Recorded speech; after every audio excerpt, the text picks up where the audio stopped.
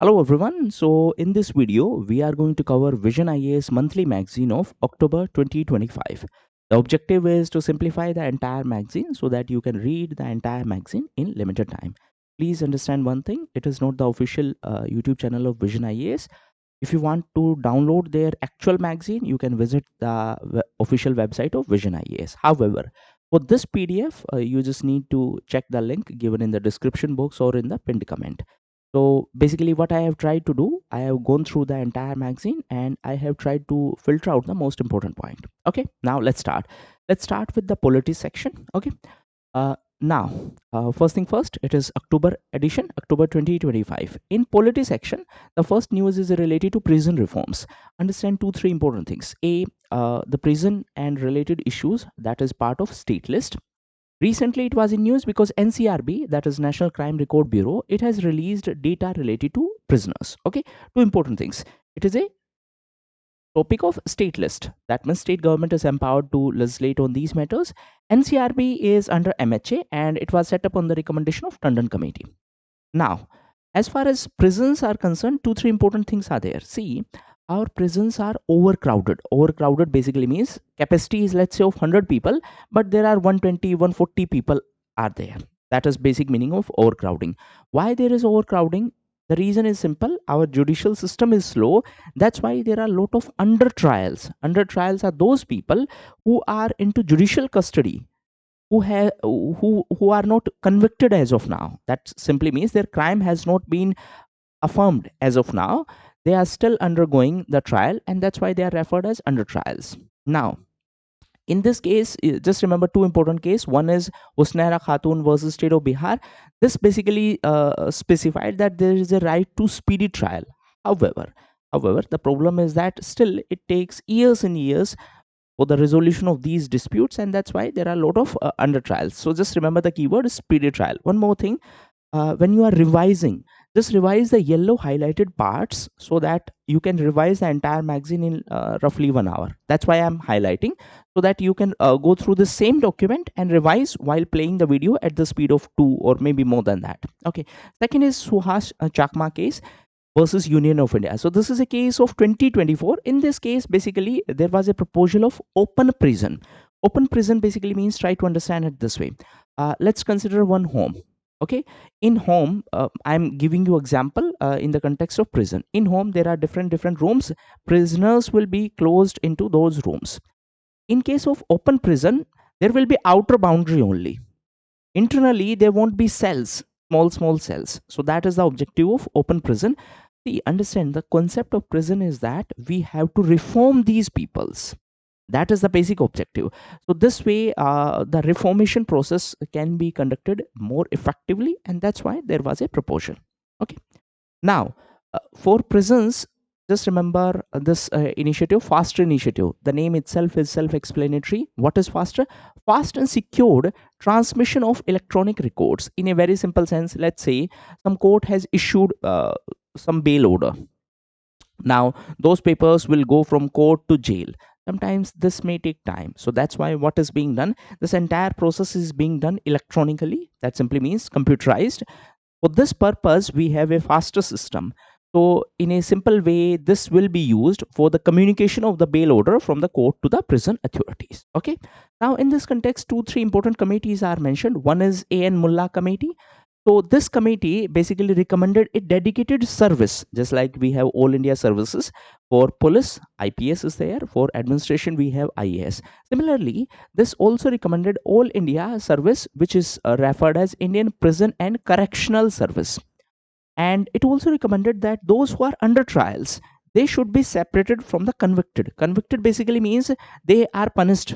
Let's say they are hardcore criminals. Let's say someone is convicted of murder or other serious issues. When we are keeping under trials with them, the chances of these under trials being turned into a hardcore criminal are quite high. So that's why this committee said we should keep under trials separate from those who are convicted. That simply means frame a boundary so that they are not able to interact with each other. Why? Because our objective is reformation.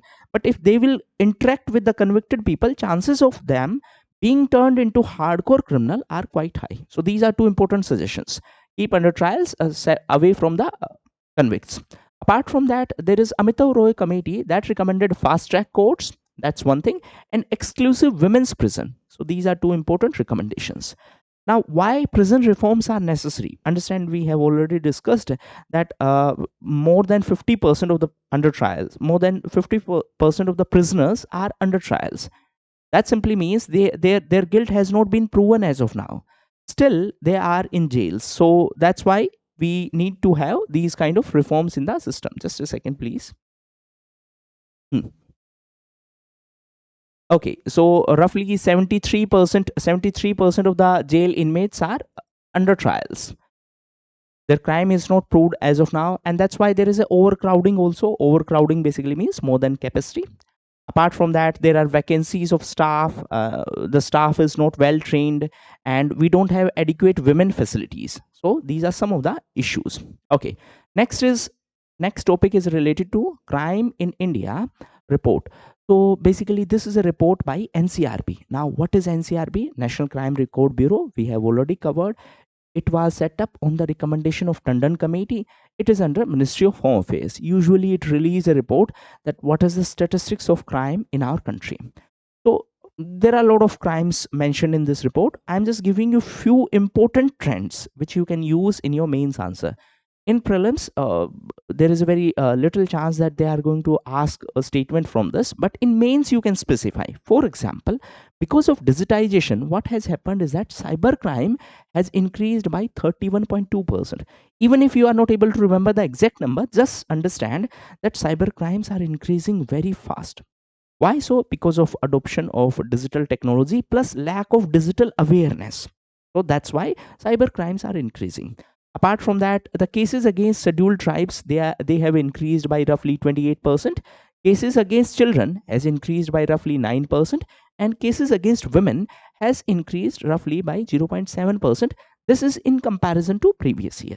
So even if you are not able to remember the exact number, just understand cyber crimes and crime against a scheduled tribe, they have increased by roughly 30%. What does that show? It shows that the crime against the vulnerable section, they are increasing. Similarly, crime against children are also increasing. For example, 10% increment is there. So this is how you can use this data, that how we need to strengthen our judicial system, police system, so that we can address these issues. Next is also related to NCRB report. So NCRB report on accidental death and suicides. Now again, there is a very little possibility that question in prelims will be there from this aspect, but from mains point of view, you need to understand two, three things. A, the suicides has increased, and states like Maharashtra, Tamil Nadu, and Madhya Pradesh have highest number of suicides. The male female ratio is roughly 72-27. Again, very high disproportionate amount of males commit suicide in comparison to female. Again, the issue itself is societal issue. We have to look into that. Now, roughly 6.3%. Again, even if you don't remember the exact number, roughly 6% of the suicide cases are related to farmer suicide. You can connect this to the agrarian stress, that because of declining productivity in agriculture, because of rising debt, the farmers are committing suicide. So what government need to do? Government need to formulate the proper policies. Apart from that, there are various initiative for mental health. For example, Manas is there, Telemanas is there. What is the concept of Telemanas? In a very simple sense, you are going to call someone and they will provide you the psychological support. Similarly, we can see that there are a lot of suicides related to children, because of the rising competition and because of the rising expectation of parents. So what is your responsibility as a part of society? We have to make sure that we talk to those people. uh, we should talk to our siblings, our friends, our colleagues, everyone. See, suicide is not a individual issue, it is a issue of society. As a society, we create circumstances. This is important concept of sociology also. Okay. Okay, now what are the initiatives taken by the government to prevent suicide? So, two important initiative which you can quote in your mains answer. One is Telemanas, and second is Mano Darpan. Okay, next is related to IT rules 2025. Now, understand, there is one term in these rules. Actually, these are amendment of 2021 rules. 2021 rules were the base. Now in 2025, these rules were amended to address the problem of SGI. What is SGI? Synthetically generated information. In a very simple sense, this information is not actual information. It has been generated synthetically. That simply means it appears that it is correct information, but it is not. A more simple term for that is usually the term deep fake. What is deep fake? It simply means the content is fake, but it appears that it is genuine. Let me explain it again. The content is fake, but it appears as if it is genuine. So, with the help of AI, a lot of deep fake content is being generated. To address this problem, the government has amended these IT rules, and these new rules will be effective from November 2025. In this context, two, three important terms are there. One is SGI. SGI, as the name suggests, synthetically generated information. This information has been generated artificially. It is not genuine, it appears genuine. Okay. In this context, just remember this term deepfake also we have already covered. Now these were the original base guidelines, IT rules of 2021. Now in this context, two terms are there which are important for understanding this entire issue. One is social media intermediary. Let me explain with the help of one simple example. Let's say you have posted a reel on Instagram. So you are the content creator or poster. I am watching that reel. So we are able to interact with the help of some platform. In this case, Instagram is that platform. So that is social media intermediary. The intermediary is facilitating the communication between two parties. On one side, you are there, content creator. On another side, I am there, content consumer. Okay. So in this case, the communication between the content creator and content consumer is possible with the help of social media intermediary. But certain platforms are quite significant, quite big. They are referred as significant social media intermediaries. These are very common social media platforms. These are big social media platforms. For example, Instagram is there, WhatsApp is there, Twitter is there, and so on. Okay, that is the major difference you need to understand. So, what is SMI or social media intermediaries or SSMI? They enable the interaction between the two or more users. So, you are content creator, a lot of people are going to watch your reel or YouTube short. So, in that case, YouTube is the facilitator. Getting my point? So, that is the social media intermediary. These guidelines are saying that it is the responsibility of the social media intermediaries to label the content as synthetically generated if it is generated so. Let me simplify. You posted a reel. That reel has some AI generated content. It is the responsibility of that platform. Let's say you are posting that reel on YouTube. So it is the responsibility of YouTube to label that content as AI generated. Okay. How much labeling should be done? So basically, as per the guidelines, roughly 10% of the surface area should show that it is AI generated. If it is a visual content, 10% of the area should show that it is artificially generated. If it is audio content, the first 10% of that audio should specify explicitly that it is synthetically generated. That is the responsibility of these intermediaries. What will happen if they do not follow these guidelines? We understand there is a concept of safe harbor. In a very simple sense, whenever any content is posted on social media platforms, even if it is offensive, social media platforms are not responsible for it. It is the content creator who is responsible.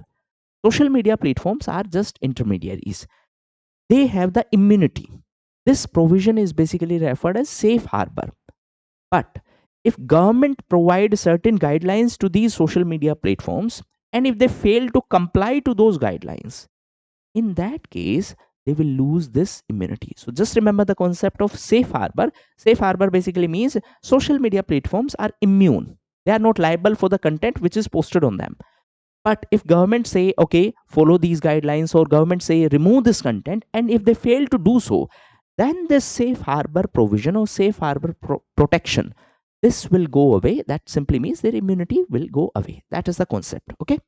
So the government has specified the new amendment. As per that, it is the responsibility of the social media platforms to define or basically label these synthetically generated information. So they need to label. Okay, now if it is visual content, the content should have at least 10% of area. Let me simplify. Let's say there is a reel, on this much part it should be explicitly visible that it is AI generated. Let's say this is your entire screen, so on this part it should be explicitly visible that it is AI generated, so that user can get to know that this is something which has been generated artificially, not some genuine content. Similarly, if it is audio one, so it need to explicitly mention that it is artificially generated content. Similarly, in case of audio, initial 10% should show. Okay. Now, if they fail to do so, then they are liable. So that is the concept which is specified in these recent guidelines. So if they fail to comply, the platforms may lose the legal immunity. What is the name of this legal immunity? Basically, this is referred as safe harbor protection. Okay, we have covered it in previous months as well. So just understand this concept. Apart from that, there is a concept of watermarking. See, just like on page, whenever a page is printed, there is a concept of watermark. For example, if you see any coaching magazine, so they usually put their watermark. Similarly, on the content also, there must be a watermark so that we can trace the person who has created this content. In a very simple sense, a unique identity should be generated for each content so that we can trace the user. See, with the help of AI, new content can be generated, but over a period of time, this is going to create more problems. That's why the government is saying it is the responsibility of social media platforms to label this content and to provide a unique identity to this content so that if we want to trace the uploader or creator, we can trace with the help of this unique identity. That is the crux of these recent guidelines. In case of China, there is a mandatory AI labeling rule. That simply means if you are posting any AI related content, you will be given a unique identity so that social media platforms can trace you. As simple as that. Okay. Next is related to regulation of India's pharma sector. Now, there was a controversy related to cough syrup. Now, the problem is that in our country, the rules and regulations are not followed strictly, they are not implemented strictly. As far as pharma products are concerned, two important things are there. One is this legislation, Drugs and Cosmetic Act of 1940, and subsequently there are drugs and cosmetic rules. So this is the legal provision for pharma sector. Apart from that, there is a body. The body is CDSCO, that is Central Drug Standards Control Organization. This is under MHA. So this is the legislation. This is the body responsible for implementation of these provisions. What was the controversy recently? So ethylene glycol was available in the cough syrup. Ideally, it is used in industries and it is not safe for consumption. And why it was used in cough syrup? Because it is a cheaper alternative. So that itself shows that yes, the rules and regulations were not followed, and that is why there was death of a lot of people.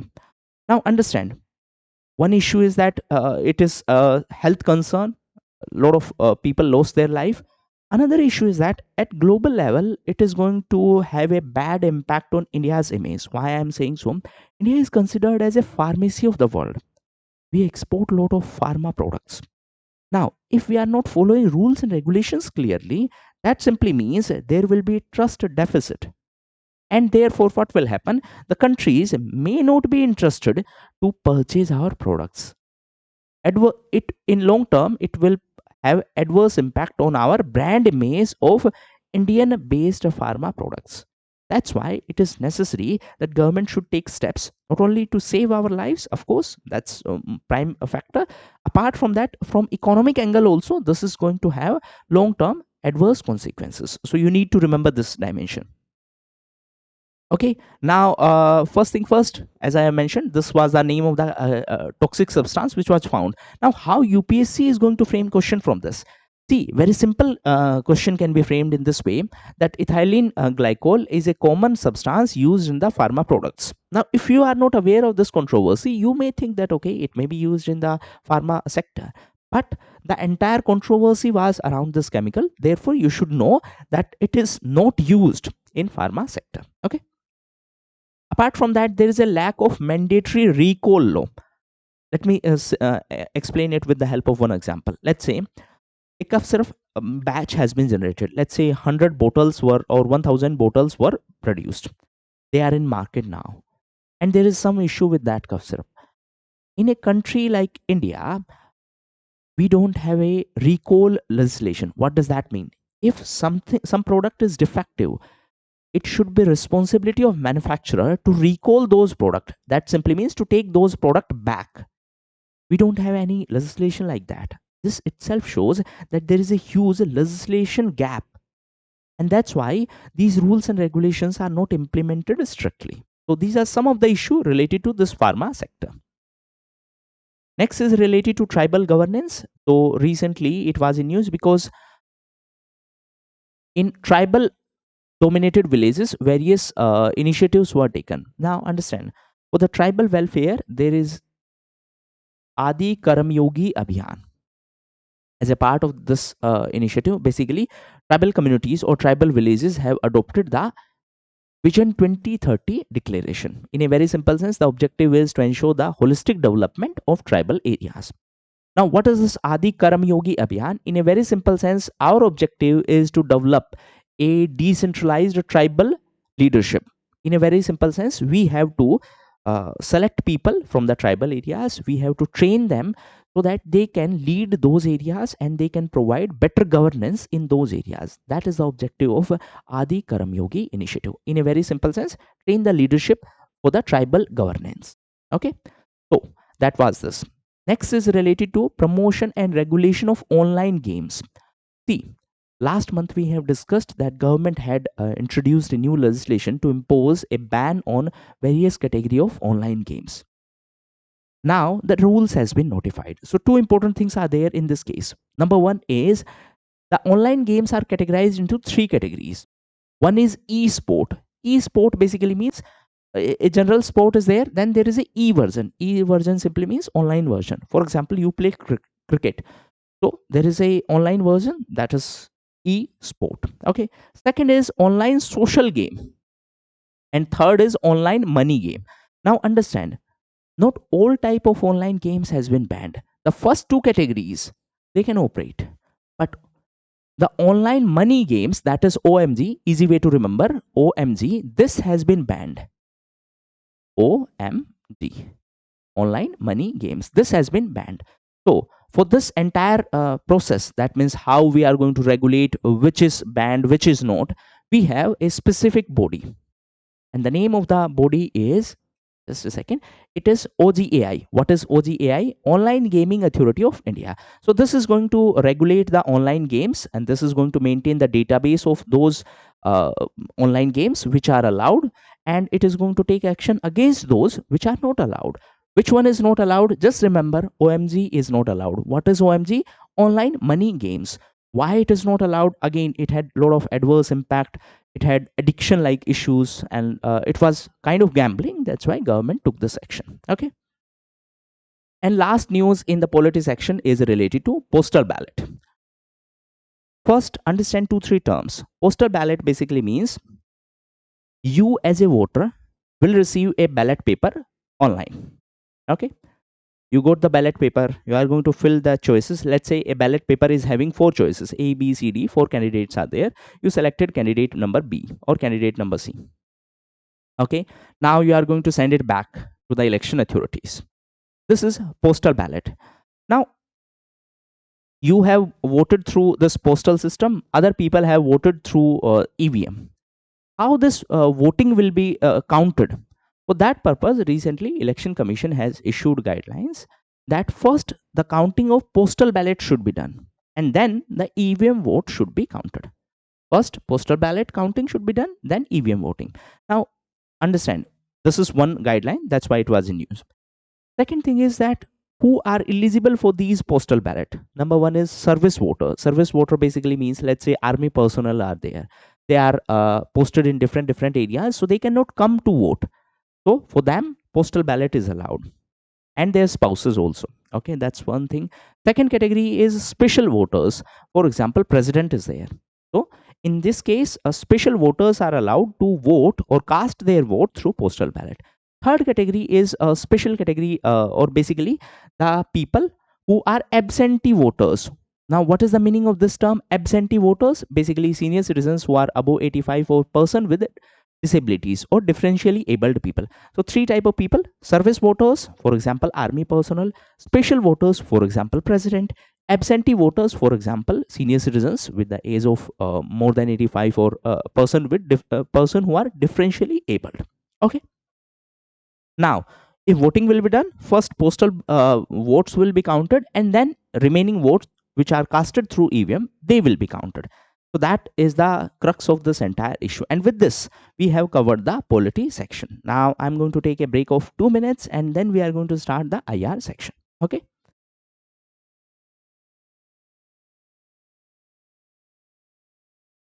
So I'm just setting the timer so that you can also take a break accordingly.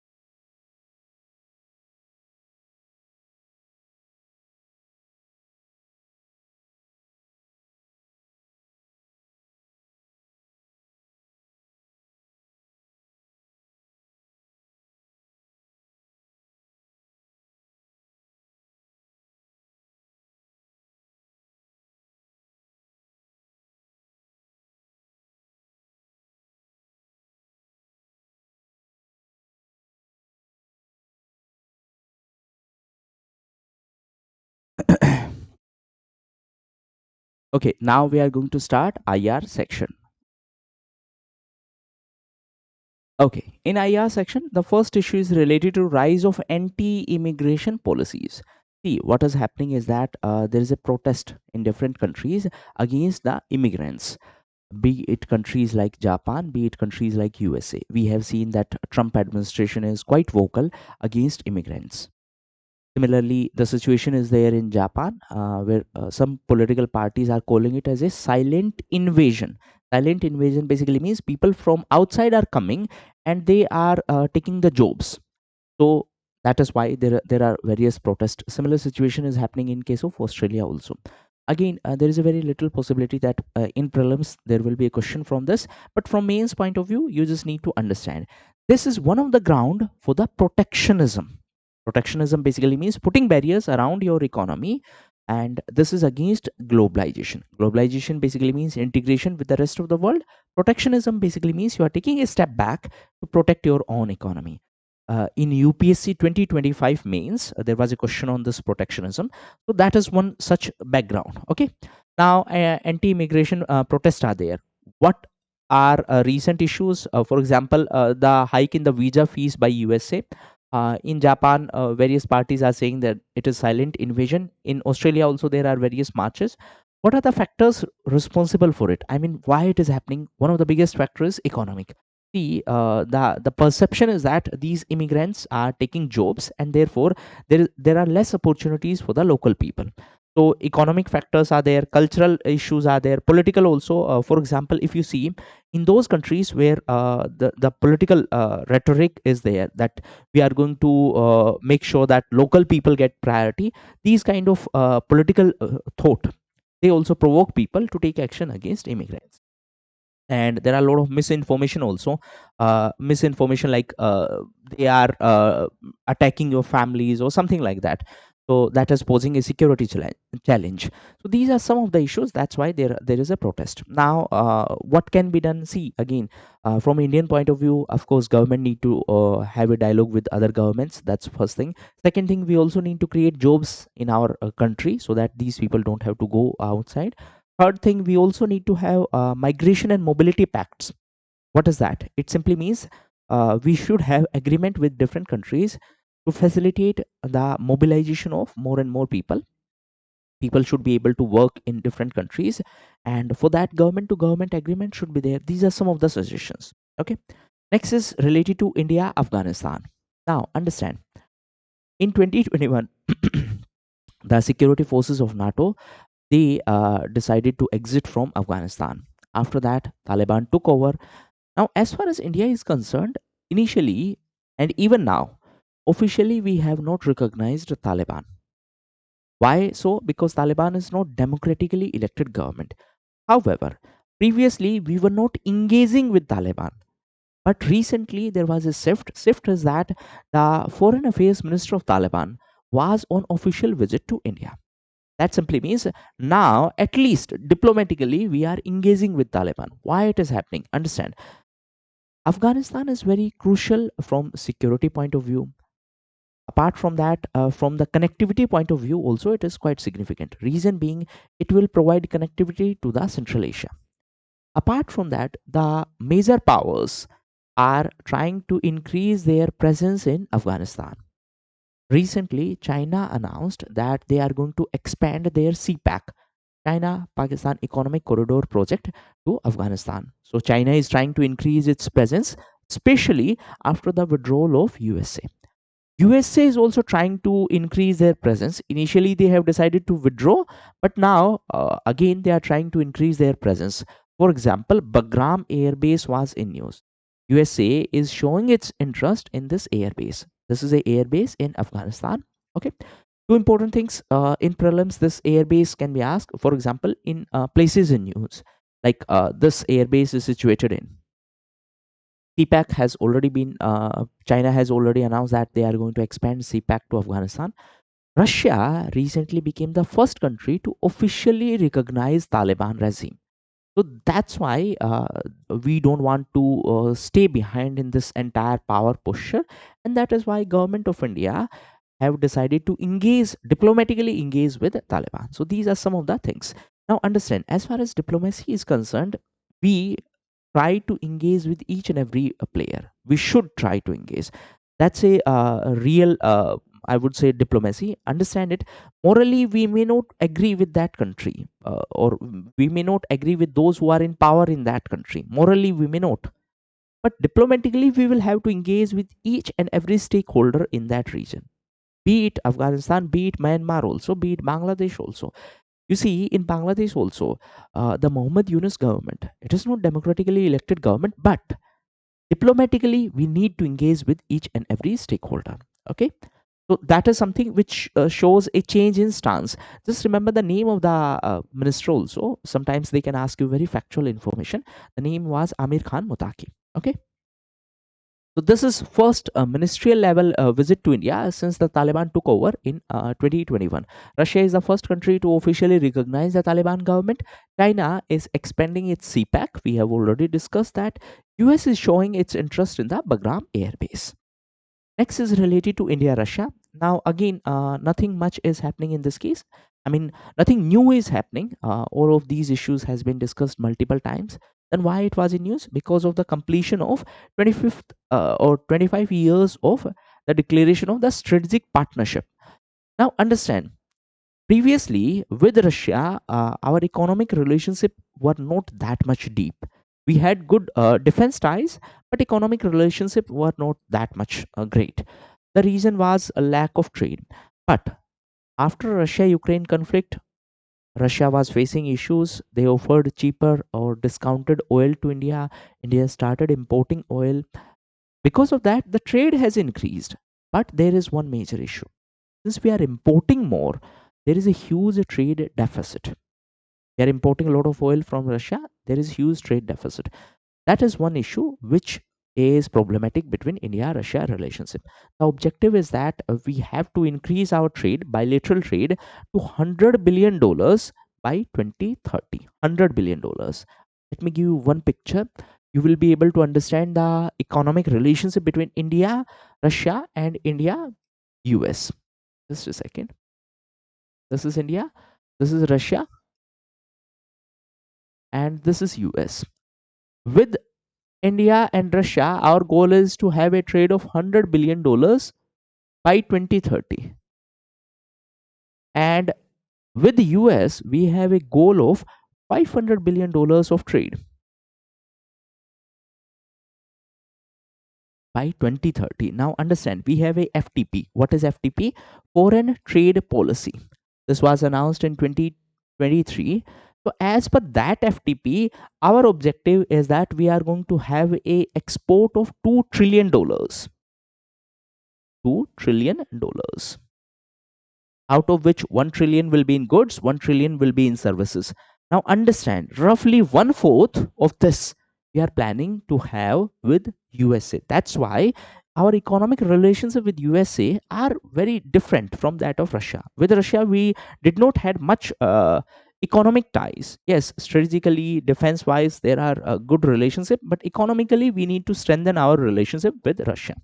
Okay, now, coming to the defense sector, so basically, as per SIPRI report, what is SIPRI? Stockholm International Peace Research Institute. As per SIPRI report, Russia was India's top military supplier and it accounted for roughly one third of the total defense imports. Now, previously the relationship was of buyer and seller.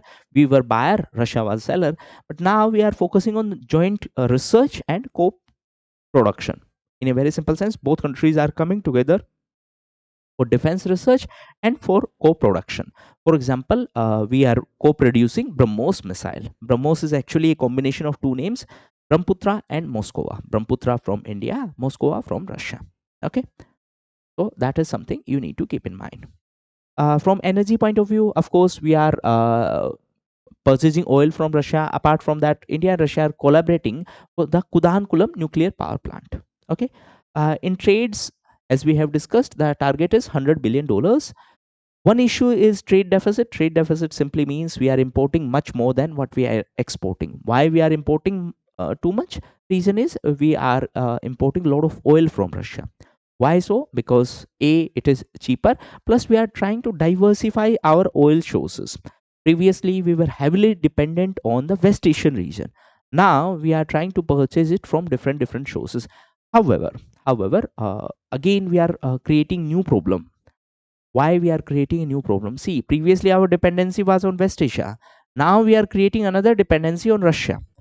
Russia is facing the problem of sanctions, and US try to impose various sanctions. There is one important legislation of USA which you should remember, that is CATSA. What is this CATSA? Countering American adversaries through Sanctions Act. In a very simple sense, US impose sanctions on its adversaries through this legislation. Which are these adversaries? Adversary simply means enemy. So countries like Russia is there, North Korea is there, Iran is there. So these are the important point which you need to keep in mind. Next is Gaza Peace Summit. So in the pursuit of Nobel Peace Prize, Trump is trying to establish peace, but understand, he proposed a 20-point program to establish peace in the Gaza region. However, two important things are there. Number one, there was a summit or Gaza Peace Summit. This was organized in Sharm el Sheikh in Egypt. Now again, this is a place in news. It can be asked in this way that it is situated in Qatar. But understand, it is situated in Egypt. What was the objective? As the name suggests, the objective was to establish peace in Gaza. So four mediators were there. Which are these four mediators? One is US, one is Egypt, one is Qatar, and one is Turkey. This is a 20-point program. Understand this issue very carefully. This talks about peace. It does not talk about the two-state solution. In a very simple sense, it does not guarantee that there will be a separate country for Palestine. What is the difference? One solution says that okay, we will try to establish peace. The two-state solution, on the other hand, says that there will be two countries, one for Israel, one for Palestine.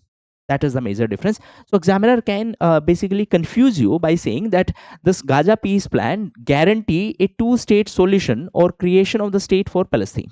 It does not. This is something which you need to remember. Rest everything is quite common sense. Now understand what is India's approach regarding this. See, India have followed a policy of de-hyphenation. De-hyphenation basically means our relationship with Israel is independent of our relationship with Palestine. We don't see these two countries through one prism. We have independent relationship with Israel. We have independent relationship with Palestine. Okay, that's one thing. De-hyphenation. That should come in your answer if you're writing mains answer on this topic. First thing. Second thing, we support the two-state solution. What is this two-state? As I have mentioned earlier, in a very simple sense, there will be one country for Israel, one country for Palestine. That's two-state solution. Recently, there was a New York declaration to support this. New York declaration for the two-state solution. India voted in this favor. So understand these two things. Apart from that, there is Abraham Accord. What is this Abraham Accord? In a very simple sense, it is an initiative of USA to normalize the relationship between Israel on one side and the Muslim countries on another side. Israel on one side, Muslim countries on another side. Recently, it was in news because it was specified that Kazakhstan is also going to be the part of these accords. Okay, these are some of the important development which has happened in the West Asia. Now, India has voted in favor of New York Declaration, which was talking about the two-state solution. Okay. Next is related to India and European Free Trade Association. And basically, there was TEPA. What is TEPA? Trade and Economic Partnership. Understand? We are trying to negotiate a trade agreement with Europe. These countries are not part of Europe. That's why we were able to sign a different agreement with them. Those countries which are part of European Union. By Europe, I meant European Union. So these countries are not part of European Union. Therefore, we have signed independent agreement with these four countries. Similarly, UK have already exited from the European Union. That's why we were able to sign an independent agreement with UK as well. With other countries, we are waiting to sign an agreement with entire European Union. So three basic issues are there. One is with these four countries, we have signed TEPA. With UK, we have signed a separate agreement. With Europe, entire European Union, we are trying to negotiate a different agreement. Okay. Now, why this TEPA was in news? First thing first, what is TEPA? Trade and Economic Partnership Agreement. Why this was in news? Because it became effective from the October 2025. Okay. Which are these four countries with which we have signed this TEPA? So I usually call this as Sunil TEPA. Actually, Sunil Thapa was the name of the coach of Maricom in that Maricom movie. Okay. Now, understand, it is just a way to remember this. What is this Sunil? Sunil basically refers to Switzerland, Netherlands, Iceland, and Liechtenstein. Sorry, Norway. Switzerland, Norway, Iceland, and Liechtenstein. So these are the four countries with which we have signed this agreement. Switzerland, Norway, Iceland, and Liechtenstein. Now remember one thing, examiner can try to trap you by saying that these are the part of European Union. No, they are not. That's why we were able to sign independent agreement. But please remember one thing, they are part of Schengen area. Schengen area, in a very simple sense, there is a common visa for all these countries. That simply means when you are visiting Europe, you will not have to get independent visa to visit each and every country. This is common visa for all countries in a very simplified sense. Okay, they are not part of European Union, but they are part of Schengen area. Just remember these two things. Okay, what are the key provisions of this TEPA? So first thing first, there will be investment worth $100 billion in India in the coming 15 years. $100 billion of investment in India in the coming 15 years. Apart from that, there is a provision of 1 million direct jobs. This is first of its kind that we have explicitly mentioned the provision of jobs in the FTA. What is FTA? Free trade agreement. In a very simple sense, we are trying to cut down the trade barriers. Okay. Now, We are going to provide market access to these countries. They are going to provide market access to our products. Apart from that, there is a provision of MRA. What is MRA? Mutual Recognition Agreement. In a very simple sense, let's try to understand it. I'm explaining it in oversimplified sense. Let's say someone is having a MBBS degree. They have done MBBS in India. Now they want to practice in these countries. But what if these countries do not recognize Indian degree? Similarly, let's say someone has done any degree in these countries and want to use those degrees in India. For that purpose, countries usually sign MRA. What is MRA? Mutual Recognition Agreement. In a very simple sense, they are going to recognize our degrees and we are going to recognize their degrees. That is the concept of MRA. It will basically promote the mobility among these countries. Mobility simply means our people will be able to work seamlessly in those countries and their people will be able to work seamlessly in our country. That is the concept of MRA. So you can use or you can mention these kind of terms in your answer. You need to mention. See again, IR, everyone feel that they know IR, but when you are writing IR answer, it should have these technical terms. Okay. Next is related to India and ASEAN relationship. What is ASEAN? First thing first, ASEAN is Association of Southeast Asian Nations. This is a grouping of 10 countries. Now, recently, 11th member was admitted. So, recently, there was a summit of these ASEAN countries. This was 47th summit and it was organized in Kuala Lumpur in Malaysia. Since it was organized in Kuala Lumpur, there was Kuala Lumpur Declaration. Okay. So, two important development was there. One is the East Timor is going to be the 11th member of ASEAN.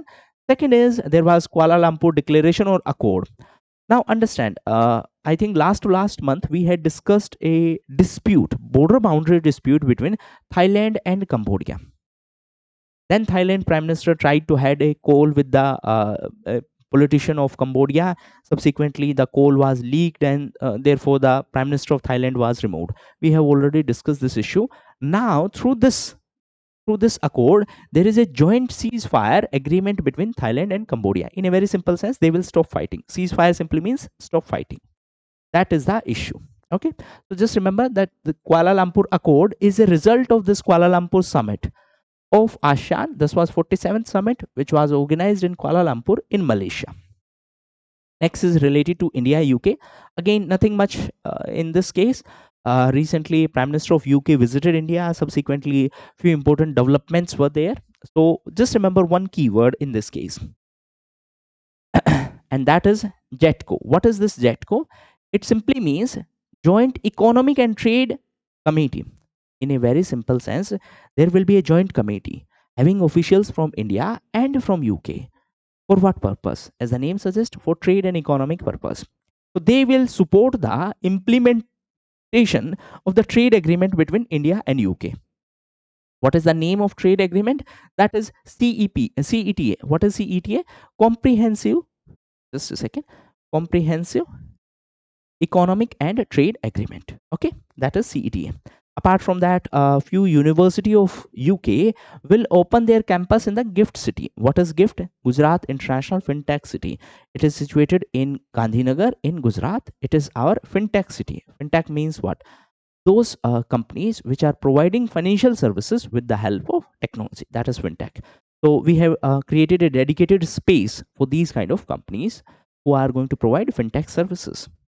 Apart from that, both countries have decided to invest in the Climate Tech Startup Fund. Climate Tech Startup Fund. The two important keywords are there. Climate, that simply means they are going to work in climate, in the direction of climate change, and tech basically means in the sector of new technology. So they are going to support those innovations which are in the field of climate and in the field of new technology. Okay. Next topic is related to EU. As I have mentioned earlier, with EU, we are trying to negotiate a trade agreement. As of now, we have not signed any agreement with EU. Now, recently, there were 5 important pillars, or basically 5 agendas was specified by the European Council. In a very simple sense, European Council has approved the EU-India strategic agenda. And it has identified 5 priority pillars. Again, there is a very low possibility for a question, but you should have a fair idea. What are these 5 pillars? One is prosperity and sustainability, economic growth with sustainability. Second is technology and innovation. It is self explanatory. Third is security and defense. Fourth is connectivity and global issues. See, connectivity is important because without connectivity, trade possibilities are very limited. That's why there is one initiative to improve our connectivity with the Europe, and that is IMEC. What is this IMEC? That is India, Middle East, Europe Economic Corridor. So these are pillars, and last one is enablers across these pillars. In a very simple sense, how we can supplement or how we can enable these existing 4 pillars. For that we need support. That is going to be the 5th pillar. So these are 5 pillars between India and EU. Next is related to India and Mongolia. Again, nothing much is happening in this case. It was in news because of the 10th anniversary of strategic partnership. This is geographical location of Mongolia. The capital is Ulaanbaatar. This is China. Next is related to Sevilla Forum on debt. First, let me simplify what does it mean. See, for sustainable development, developing countries need a lot of resources. That's one issue. Second issue is that developing countries are borrowing a lot of money and therefore their debt has increased. So this is an initiative for that purpose. Sevilla Forum on Debt. Sevilla is a place in Spain. So this is an initiative by Spain. For what purpose? To support the developing countries to deal with their debt issue. Okay. This was launched at the 16th session of UNCTAD. What is UNCTAD? It is United Nations Conference on Trade and Development. As the name suggests, what is the objective? Objective is to help those countries, developing countries, which are in debt crisis. That simply means they have borrowed a lot of money. Now they have to pay a lot of interest also. Okay. Now this Sevilla Forum is actually a outcome of 4th International Conference on Financing for Development. What is this 4th International Conference on Financing for Development? In a very simple sense, developing countries need resources. They don't have these resources. That is basically referred as a finance gap. For this, usually conference are organized. The 4th such conference was organized in Spain in Sevilla. That's why this name is there. Now, subsequently, a Sevilla commitment was adopted. This talks about the SDG financing gap. How much is the financing gap? Annually, there is a requirement of $4 trillion. In a very simple sense, this is the amount of money we need. This is the amount of money we have. The gap between this is basically referred as financing gap. How much is the gap? It is $4 trillion annually. This is the amount of money we need to have sustainable development. Understand the problem here. Developing countries, they are using old methods, old technology, which may not be good for environment. In a very simple sense, let's consider the example of coal. Now, if any developing country want to switch from coal to other cleaner alternative, they need a lot of technology and finance. This is the meaning of this finance gap. I hope now it is clear. 3 things are there. For sustainable development, financial resources are required. A second issue is that the debt on the developing countries is increasing. In that context, there is a Sevilla commitment. Why Sevilla? It is the name of the place in Spain. Next is related to Plutonium Management and Disposition Agreement, PMDA. Understand, plutonium is a radioactive material. For its safe disposal, there was an agreement between Russia and USA. Recently, it was in news because Russia has officially announced that they are going to terminate it. In a very simple sense, Russia has approved the withdrawal from this agreement. Nothing much is happening in this case. Just remember that plutonium is radioactive, and the objective of this agreement was to convert plutonium into safer form. That is it. Next is related to UN Human Rights Council. So it is a 47-member body. Why it was in news recently? Because India became the chairperson of this body for the next 3 years. Usually, the chairperson is appointed for the 3 years and can be appointed for 2 consecutive terms. After that, there need to be a gap. So 2-3 important things. India was elected a chairperson for the 7th time for the next 3 years. That is from 2026 to 2028. It is a 47-member body. Members or the chairperson is elected annually. The term is of 3 years, and one can be elected for maximum two consecutive terms. Of course, after gap, they can be re-elected. For example, India has been elected for the seventh time. Next is related to International Convention for the Suppression of Financing of Terrorism. In a very simple sense, this is a convention to deal with the terror financing. Terror financing means what? Terror financing simply means providing financial resources for the terrorist activities. Why it was in news? Because recently Iran have signed or ratified this international convention. India had already ratified it. And last part of this IR section is the different areas which are in news. One is Kagyang region. So this is in Myanmar, and this was in news because of the conflict between the Buddhist people of Myanmar and Rohingya Muslims of Myanmar. And second one was Madagascar. This was in news because of Genji protest. So similar to Nepal, there was Genji protest in Madagascar also. Let's have a look at the geographical location of these two places. This is the Sagyang region, this red part, and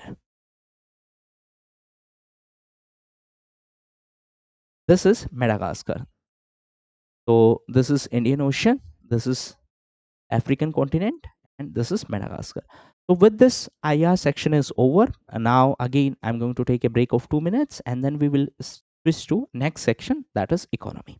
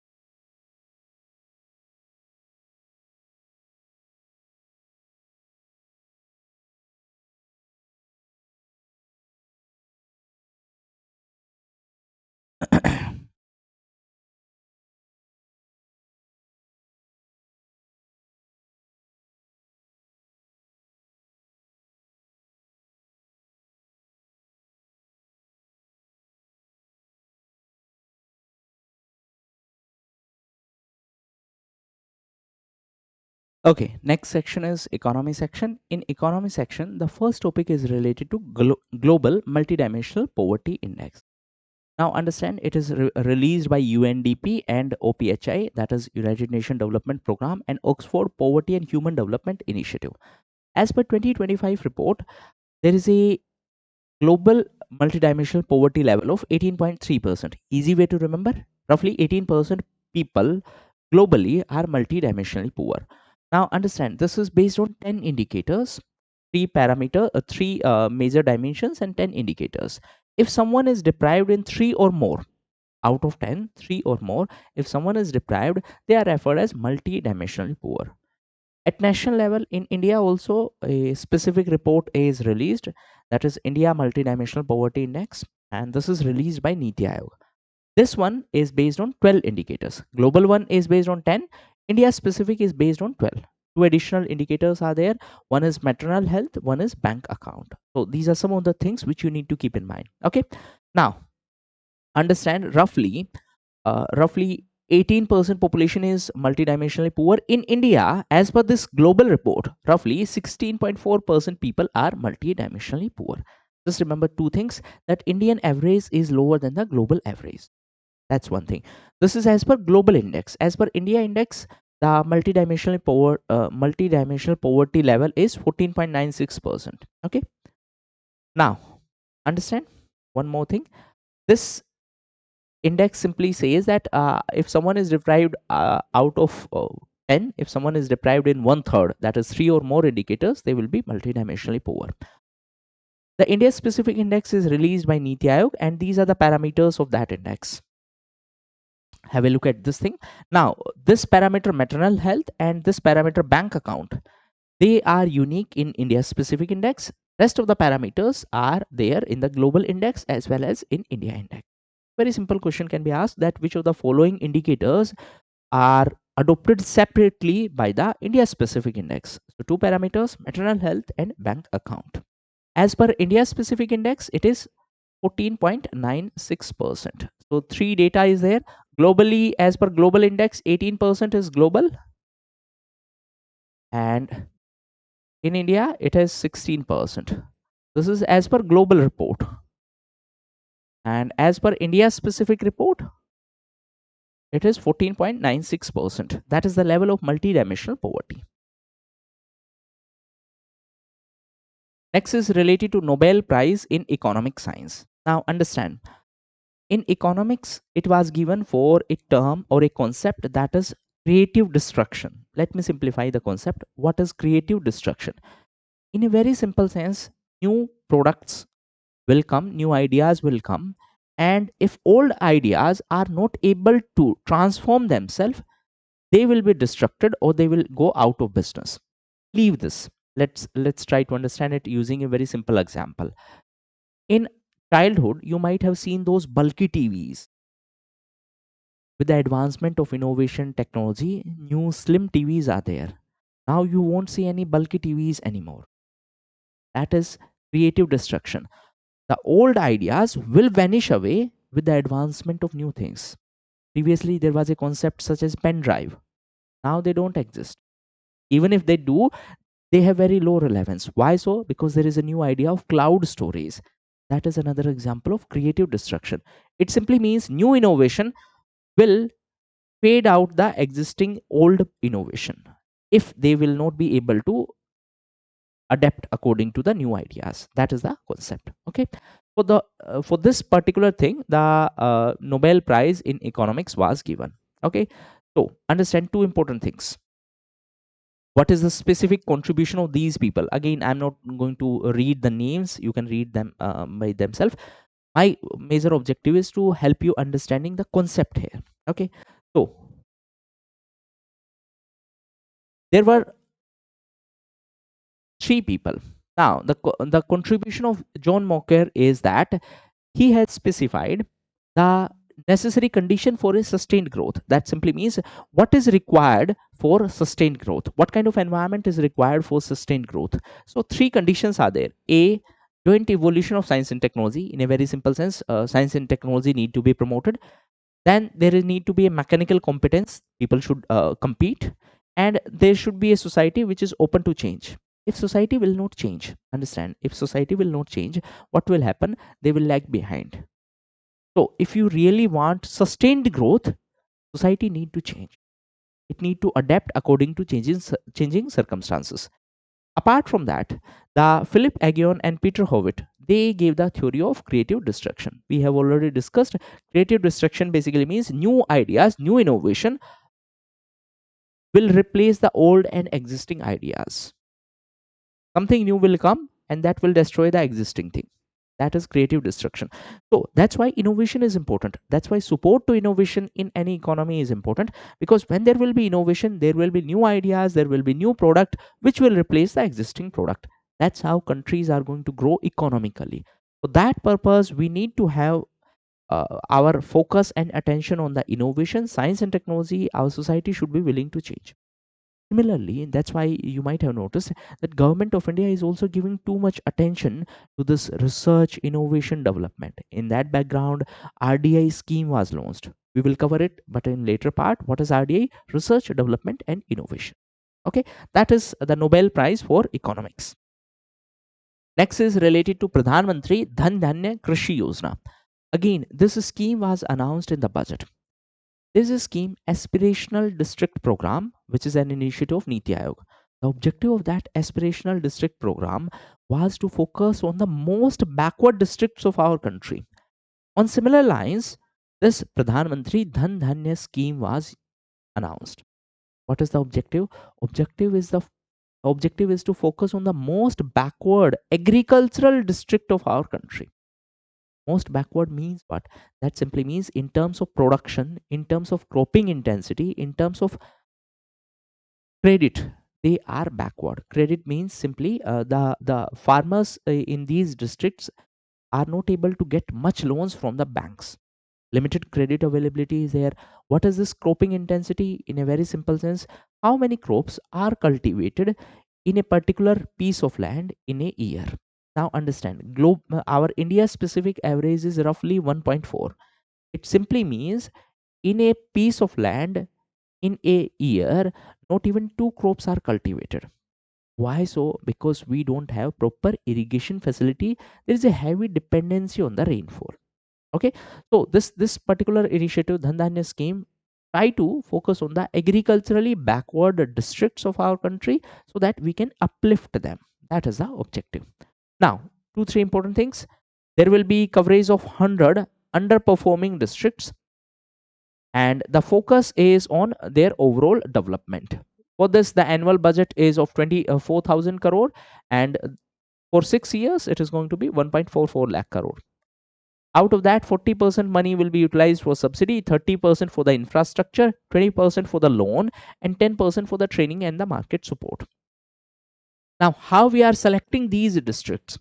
A district with a low crop yield. Yield is nothing but a fancy term for productivity. Productivity simply means how much is the production per unit area. Second is cropping intensity. Cropping intensity basically means how much crops are being cultivated. And third is limited access to credit. Now, the objective is to select district from entire country, and Uttar Pradesh is having maximum 12 district in this scheme. That means 12 district of Uttar Pradesh will be covered under this scheme. So that is the objective of Dhandanya scheme. Next is related to mission for Atmanirbharta in pulses. That is Dalhan Atmanirbharta mission. Now understand the background here. Our cropping pattern is heavily dominated by rice and wheat. That's why farmers do not prefer to cultivate pulses. That's why what happens is that our demand of pulses is quite high. We are leading producer, leading consumer, and leading importer of pulses. Leading producer are we are leading producer. But understand, this production is not sufficient to fulfill our domestic demand. So how we will be able to fulfill it? By importing. Government of India is saying why we have to import. Why not to provide the suitable environment to the farmers in terms of policy support so that they start cultivating pulses. If they will produce more pulses, we will produce, overall production will increase. We will not have to import. That is the objective of this Atmanirbharta in Pulses initiative. The focus is on three category, that is Tur, Urad, and Masoor. Now, the objective is to be self-sufficient in pulses production by 2027. So the duration for this scheme is 6 years, and the allocation is roughly 11,000 crore. So three focus crops are there: Tur, Urad, and Masoor. Just remember TUM. Examiner can confuse you by giving other names. For example, instead of Masoor, examiner can give you the name of Moong. So you need to remember this. This is something which examiner can play with. Okay.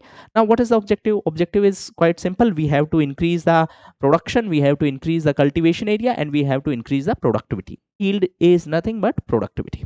Okay. Next is WTO agreement on fisheries subsidy. Now, let me give you a brief background. What is this agreement on fisheries subsidy? Government of different countries, they provide subsidy to the fishermen. The counter argument of this subsidy is that because of subsidy, fishermen tend to overfish. Overfishing basically means we are exploiting more resources. So therefore, we are capturing juvenile fish. Juvenile fish basically means baby fish or young fish. And that's why our fisheries resources are depleting. That's why there was an agreement that we should stop these kind of harmful subsidies. For that purpose, there was an agreement of WTO. The name of the agreement is WTO Agreement on Fisheries Subsidies. Now you should be able to understand that why such name is there. So recently it was in news because it is officially entered into force. That means it became effective. It was adopted during the Geneva conference of WTO, which was 12th Geneva conference. The conference of WTO, basically they are referred as ministerial conference. So during 12th ministerial conference, it was adopted, but now it came into existence or it came into force. What is India's stance? See, three type of questions or statement can be framed from this. That in which year it was adopted. So it was during the 12th ministerial conference. Recently, it became effective. After two-thirds of the countries, basically they said, okay, what is India's stance? As of now, India has not ratified it. Remember this thing. Now, understand two important things. India does not provide much subsidy to the fishermen, but the problem is that we have a huge population. So even if we are providing less money, overall money is quite huge. For example, if I talk about per capita subsidy, per capita means per fisherman subsidy, it is roughly $35. Some developed countries provide a subsidy of roughly $76,000. Understand the gap here. 35, total 35 versus $76,000. Countries like India says that you need to measure subsidy from the per capita perspective. These developed countries, they say, no, we don't want to measure it from per capita perspective. We should measure it in the total amount. Now understand, one country is providing 1 rupee and let's say the total population is 100. So how much is the total subsidy? 100 rupee. Another country is providing 20 rupee as a subsidy and the total population is only 3. So how much is the total subsidy in this case? It is 60 rupee. Countries like India are saying that we are providing only 1 rupee. Our total amount, that is 100 in this case, is big because we have a huge population. Developed countries, on the other hand, say that you should not focus on the per person subsidy. You should focus on the total amount. See, we are providing less, we are providing only 60. So that is why there is a conflict between the developed countries and countries like India. India's argument is measure subsidy from the per capita perspective. Argument of developed countries is measure subsidy from the overall amount perspective. That's why India have not signed it. One argument is there. Second argument is there that India is saying that those countries which are providing more subsidies, because of these subsidies, there is an over exploitation of their resources. So ideally, they should take this responsibility. They should provide less subsidy and they should help in the replenishment of the resources. That is the concept of triple P. What is triple P? Polluter pay principle. Whosoever is polluting the environment should pay the burden for it. Okay. Or there is one more concept, CBDR, common but differential responsibility. That simply means the responsibility of developing and developed. Responsibility is same, but goal is same. Goal is to conserve the resources, but responsibility is going to be different according to their respective capabilities. Developing and developed, they don't have same resources, so why they should have same responsibility? That is the argument of India. So just remember, India have not signed it. That is something which you need to keep in mind. Rest everything is quite common, you can read it. Next is related to AI and employment. So again, nothing much is happening in this case. This is a report by Niti Aayog which simply says that we have to focus on three things. A, because of AI there will be change in the work. That means the work will change because a lot of things will be done by technology itself. Then there will be change in the worker. That simply means we will require people with new skill set, and then there will be change in the workforce. In a very simple sense, we need a workforce which can understand AI so that we can create more and more employment opportunity. You can use this in your mains answer. Next is related to incentive scheme for the promotion of the critical mineral recycling. Understand, right now we are heavily dependent on the import of the critical minerals. Government had announced National Critical Mineral Mission. Apart from that, the recycling is also important. Recycling to recover the critical minerals from the products. But majority of this recycling is happening in the informal way. Informal sector is there. To incentivize that, government has announced this incentive scheme, and the total allocation is 1500 crore and the total duration is going to be 6000. What is the objective? The name itself is self-explanatory. Objective is to focus on the recycling. Recycling of what? Recycling of the critical minerals. This is part of NCMM, that is National Critical Mineral Mission. Now there will be two type of incentive. One is capital expenditure subsidy. Capital expenditure basically means, let's say you are setting up a plant for recycling, and if the total cost of that plant machinery is, let's say, 100 rupee, the government is going to provide you subsidy of up to 20%.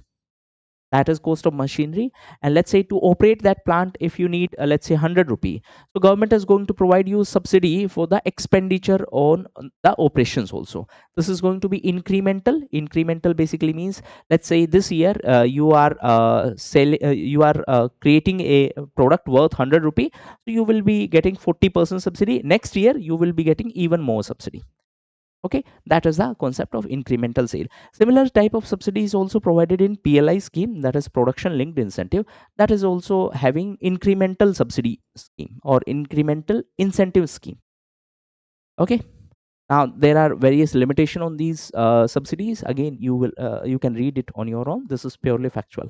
Next is related to annual survey of industries. It is released by MOSPI. Second is it talks about the overall value addition by the different industry. Annual survey of industry, name itself is self-explanatory. We have surveyed the industries, what they are producing, how much value they are adding. GVA is nothing but gross value addition, overall value addition. Okay, now the GVA increased by roughly 11.89%, roughly 11%. Just remember, no need to remember exact number. These are 5 industries. For example, basic metal, motor vehicle, chemical, food products, and pharma products. These are 5 major industries in which value addition was there in our country. Now, the maximum value addition was in states like Maharashtra, Gujarat, Tamil Nadu, Karnataka, and Uttar Pradesh. Now, this itself will show you one thing. Because these states have larger units, which leads to value addition. Of course, they will lead to more employment generation. That's why what will happen? There will be migration towards these states. So our overall GVA growth was 11%. Employment growth was roughly 6% in comparison to last year, roughly 5.9%. The top states are Tamil Nadu, Gujarat, Maharashtra, Uttar Pradesh, Karnataka.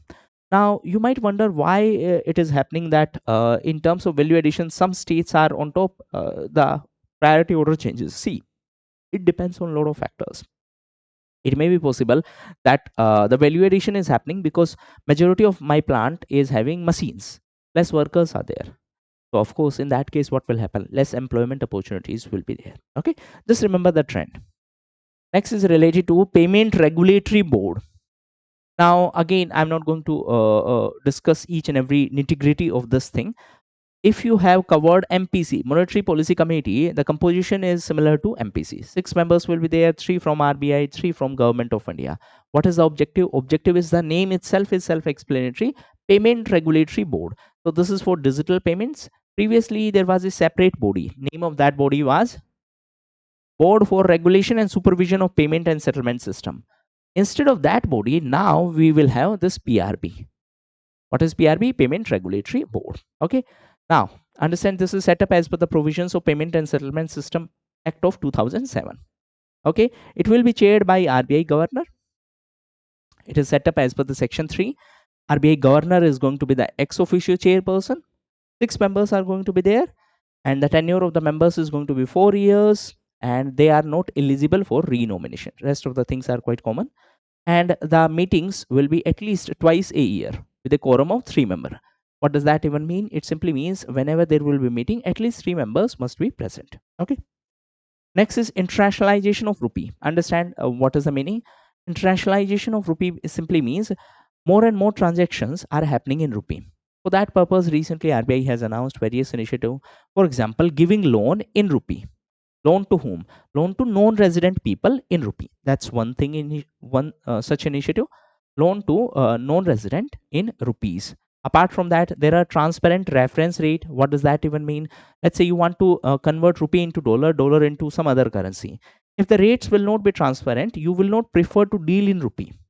You will prefer to deal in dollar if the rates are not transparent. So government or RBI is saying why not to publish the transparent rate so that the faith on the rupee increases. That is the objective. In a very simple sense, I'm just writing for the sake of understanding. So how much will be the reference rate? So this will be published by FBIL. What is FBIL? It is Financial Benchmark India Limited. Next is related to the use of special rupee Vostro account. Now there are two terms, Vostro and Nostro. I'm just going to explain Vostro, and Nostro is just opposite of that. What is Vostro? Let's say this is Russia, and I'm just giving the name Bank of Russia. Okay, this is India, and let's say there is a SBI, State Bank of India. When Bank of Russia is having an account in SBI, just a second, let me. When Bank of Russia is having an account in SBI, this will be referred as Vostro. Vostro. Vostro simply means BOR will have account in SBI. When SBI will have a account in Bank of Russia, that will be referred as Nostro. So these are two important things. Examiner can confuse you by switching the definition. Just remember one thing. Vostro, wo in Hindi, basically wo means we are referring to someone else. So when they are having their bank account into our bank, that is referred as Vostro. Okay. Next is related to self-regulatory organization for NBFC. What are NBFC? Non-banking financial companies. In a very simple sense, they provide financial services, but they are not conventionally bank. For their self-regulation, there is a body. Recently, it was approved by RBI. Self-regulation basically means it will regulate the NBFCs on their own. Okay, just like in a classroom, some of the students decide that why not to maintain the decorum in the class. That is a self-regulation. Okay, so recently RBI granted the self-regulatory organization status to this FIDC. What is this FIDC? It is Finance Industry Development Council. So this is going to regulate the NBFC. Next is related to Integrated Ombudsman Scheme. See, ombudsman basically means grievance redressal authority. So let's say you are having a issue with the bank and bank is not listening to your request. Whom you are going to approach? For that purpose, we have integrated ombudsman. Ombudsman basically means just like we have Lokpal, Lokayukt. Similarly, for banking sector, we have ombudsman. You are going to approach ombudsman with your complaint, and then ombudsman is going to take action. Previously, the cooperative banks were not covered under this. Recently, they were also covered. That's why it was in news. So now, if you have any issue related to banks or NBFC, except housing finance NBFC, and related to payment, digital payment, you can approach this integrated ombudsman. Ombudsman basically means grievance redressal authority. Why the term integrated? Because we have single authority for all these issues. That's why the term integrated. So recently, central and state cooperative banks, they are now covered under this integrated ombudsman. Next is new initiatives of RBI. So recently RBI announced a few initiatives. One is ULI. The name itself is self-explanatory, unified single lending interface. So it will facilitate the lending. Common interface, just like we have UPI for payment. Similarly, there will be ULI for the lending, borrowing and lending. Okay. Second is CBDC. What is CBDC? Central Bank Digital Currency. It is nothing but the digital version of Indian rupee. Indian rupee is the currency issued by RBI. Similarly, a digital currency will be issued by RBI, that is referred as CBDC. For that purpose, there is a sandbox. Now, this term is quite important. Sandbox basically means whenever you are testing new product, a specific environment is provided for testing. Try to understand it this way. Let's say you want to test your new product. A specific room is designed so that you can go and test your product. Of course, we are talking about virtual things. So similarly, there is a sandbox. Regulatory sandbox simply means you will test your product in the controlled environment. Okay. And third is pilot for tokenization of certificate of deposit. What is certificate of deposit? In an oversimplified sense, you will go to bank, you are depositing 2 crore rupees, bank will issue a paper, that is certificate of deposit, that you have deposited this much amount. Now, instead of paper, there will be digital note, or instead of paper, there will be a digital number. That is basically referred as tokenization of certificate of deposit. These are some of the new initiative. Next is related to Swami Fund. Understand the full form first. Rest everything is self-explanatory. Special window for affordable and mid-income housing. Now understand the concept of this fund. Let's say you wanted to purchase house in any metro city. You have paid money to the builder. Initial amount has been paid. Now the builder is not finishing the project, and handover was not given. The project is stuck in the midway. The construction is not complete. You have paid initial amount. Now you are trapped. The government is saying, let's have a fund. The name of the fund is Swami Fund. Swami basically means owner. So let's have a fund. The government, using this fund, will complete that project. What is the benefit in this case? Benefit is that those people who were trapped in these kind of projects, now they will be able to get their homes. The government is going to complete that project. This is for affordable housing. Just remember two things. Swami Fund is for affordable housing. Those projects which are stalled basically means incomplete. The construction is not complete. The builder has taken money. You did not get the possession of house. Government will come into the picture. Government will make sure that this project is completed using the money from the Swami Fund. That is it. Next is related to Angel's pose. Understand in a very simple sense. Angel's pose basically means the output is increasing at a much higher speed, and the salary of the workers is not increasing with that speed. So during industrial revolution, what had happened? Workers used to work manually earlier. Industrial revolution was there. Machines came into picture. Now machines were able to produce too much quantity, but the salary of the workers did not increase much. This is referred as Angel's pose. Why it was in news recently? Because it is said that because of AI, a similar Angel's pose will be there. Why so? Because of artificial intelligence or because of technology, the output will increase significantly, because technology can do a lot of things in a much less time in comparison to human. Now, since we are not involving human beings, their salary will not increase. Workers' salary will not increase, but the output will increase. That is referred as Angel's pose. So, the Geoffrey Hinton, who is considered as the godfather of AI, he warned that the AI could trigger a modern era Angel's pose. What is this Angel's pose? In a very simple sense, the economic output increased significantly because of the technological advancement, but the salary of the workers is stagnant. Stagnant means what? Stagnant basically means it is more or less same. And that's why what will happen? There will be a mismatch, and this will lead to inequalities in the society. Next is related to weighted average call rate. See, there is a term call money.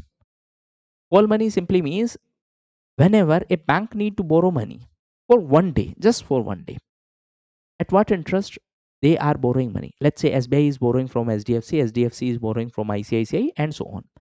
So what is the interest rate at which they borrow money? This is basically referred as call rate.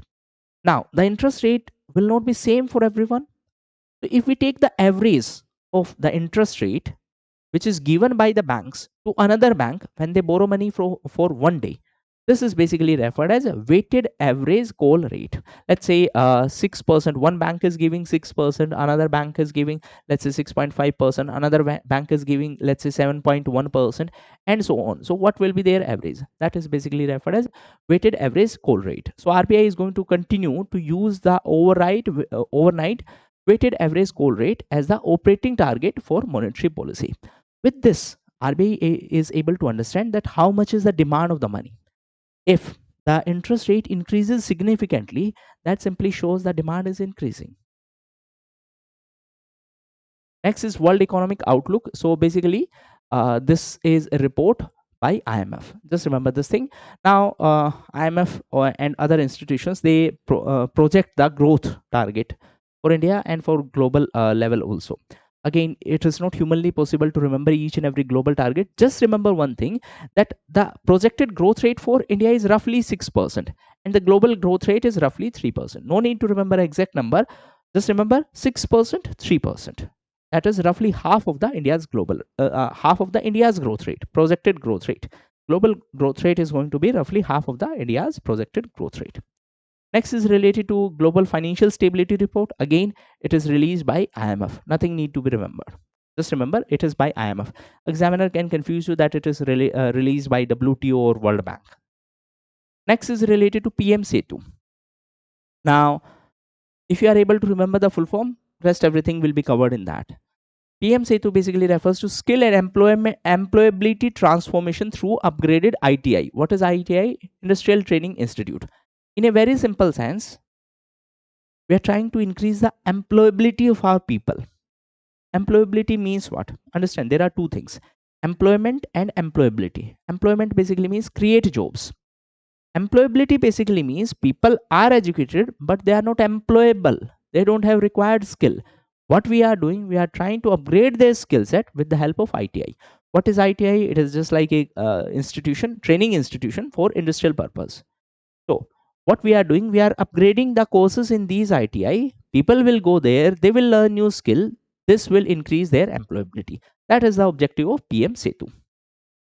So this will be under Ministry of Skill Development and Entrepreneurship. Again, examiner can confuse you with some other ministry. Just remember this thing. It is going to be a centrally sponsored scheme. The objective is to upgrade the ITI. Next is related to remission of duties and taxes on exported product. Remission basically means give it back in a very simple sense. Now let's say I'm having a factory and I'm manufacturing these pens. For this, I have imported raw material and I'm going to manufacture these pen and export it. Now let's say for import of the raw material, I have paid certain duties to the government. Again, I'm oversimplifying. Let's say to import it, I have paid the duty of 10 rupee to the government. Because of that import duty, my product is costly because I have to recover that 10 rupee also. Now, if my product will be costly, I will not be able to sell it in the international market because there are cheaper alternatives. So what government is doing, government of India is saying, okay, you have paid import duty, now you are exporting this product. When you will export this product, we will give you that 10 rupee back on export. Why so? So that your product is relatively cheaper in the international market, you can sell more. That is the objective of this scheme: remission of duties and taxes on the exported product. When you are going to export, when I am going to export this pen, the government is going to give me back the 10 rupee which I had paid earlier at the time of import. Let's imagine a situation: 10 rupee was the import duty, rest every expense was 90 rupee. So now I am exporting this pen at the cost of 100 rupee. Government is saying we will give you 10 rupee back.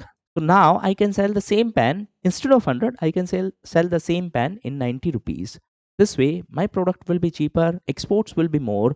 This is how government is trying to boost the competitiveness of exports. The name of the scheme is RODTEP, that is remission of duties and taxes on exported products. So why it was in news? Because it was extended till March 2026. It is an initiative of Ministry of Commerce and Industry. Next is related to We Rise initiative. This is an initiative launched by Niti Aayog. What is the full form? Full form is Women Entrepreneurs Reimagining Inclusive and Sustainable Enterprise. In a very simple sense, the objective is to give support to the women entrepreneurs. Next is related to discovery of the natural gas in Andaman Basin. So the new gas has been discovered in this area, that is Andaman and Nicobar Basin. Now understand, the objective of the government is to increase the share of the gas in the energy mix, and the objective is to increase it to 15% by 2030. Right now, majority of our gas is imported. Roughly 50% is imported. If we are able to utilize our domestic sources, our imports will go down, and this will help us in achieving the target of 15% by 2030. In a very simple sense, our goal is that if our energy consumption is of 100 units, 15 units should come from gas. Now, the problem is that right now we are importing. If our domestic production will boost, then of course we will have to import less. Next is related to state mining readiness index. In a very simple sense, how good is the business environment for mining in a particular state. So this is ranking to promote that. Three categories are there: A, B, C. These are the states. You can just read them. Next is related to major and minor minerals. See, the minerals are classified in two categories: major and minor. Minor minerals. On minor minerals, the state government can legislate or they can formulate the rules and regulations. Recently, it was in news because central government has classified limestone as a major mineral completely. Previously, it was based on use case, but now in all the cases, it has been classified as a major mineral. Okay, for mineral regulation, this is mmdr. Please remember this thing. In UPSC they have asked question on this topic 2 to 3 times, so just go through the important provisions of mmdr. What is mmdr? Mines and Minerals Development and Regulation Act of 1957. Now in this case, there is a scheme, district mineral foundation. There is a scheme for the welfare of the mining affected areas, so just go through those schemes as well. Next is related to mission for the advancement in high impact areas, medtech mission. Name itself is self explanatory. We want to promote the innovation and advancement in the medical products. That is the mission, that is maha mission. So objective is to promote the advancement in the medical products, medical research. With this, the economy section is over. After a break of 2 minutes, we will start the security section.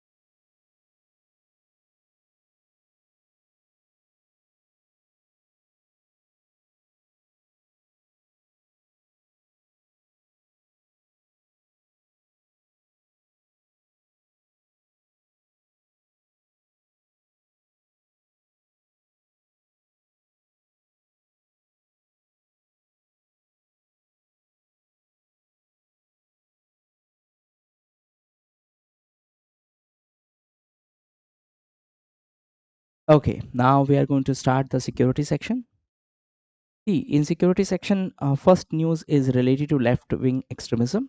Now, understand, it refers to Naxalism, and government is trying to eliminate this issue of Naxalism by March 2026. So that is something which you need to keep in mind. In that context, 2 3 important terms are there. Why they are having issue?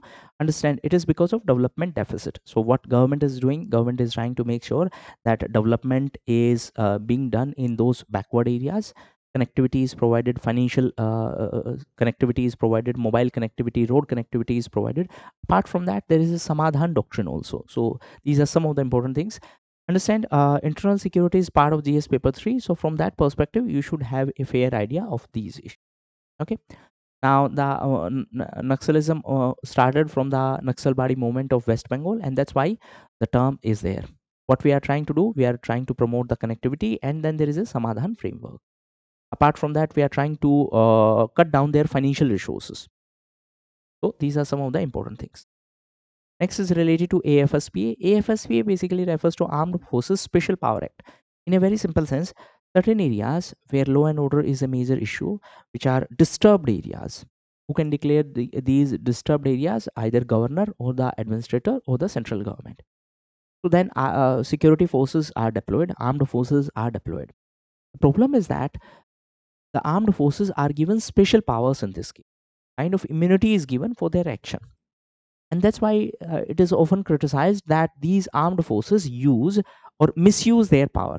The counter argument is that armed forces require special powers to operate in those areas. Otherwise, what will happen? There will be false allegation against armed forces just to get rid of them. So you need to understand the both side of the story. Now understand, the Supreme Court in various arguments or various cases has specified that this is not a blanket immunity. Armed forces must be held accountable for the misuse of the force. These are some of the important points. Why it was in news? Because in certain areas it was expended. Again, you need not to mug up in which areas it has been expended. Okay. So as per section 3, the area can be declared as disturbed area and armed forces have immunity as per the section 6. Now there are various judgment. For example, there is a judgment Naga People's Movement of Human Rights. In that case, basically the court upheld the constitutionality of AFSP. In a very simple sense, the court said that yes, they should have immunity. No doubt about that. This is valid. AFSPA is valid.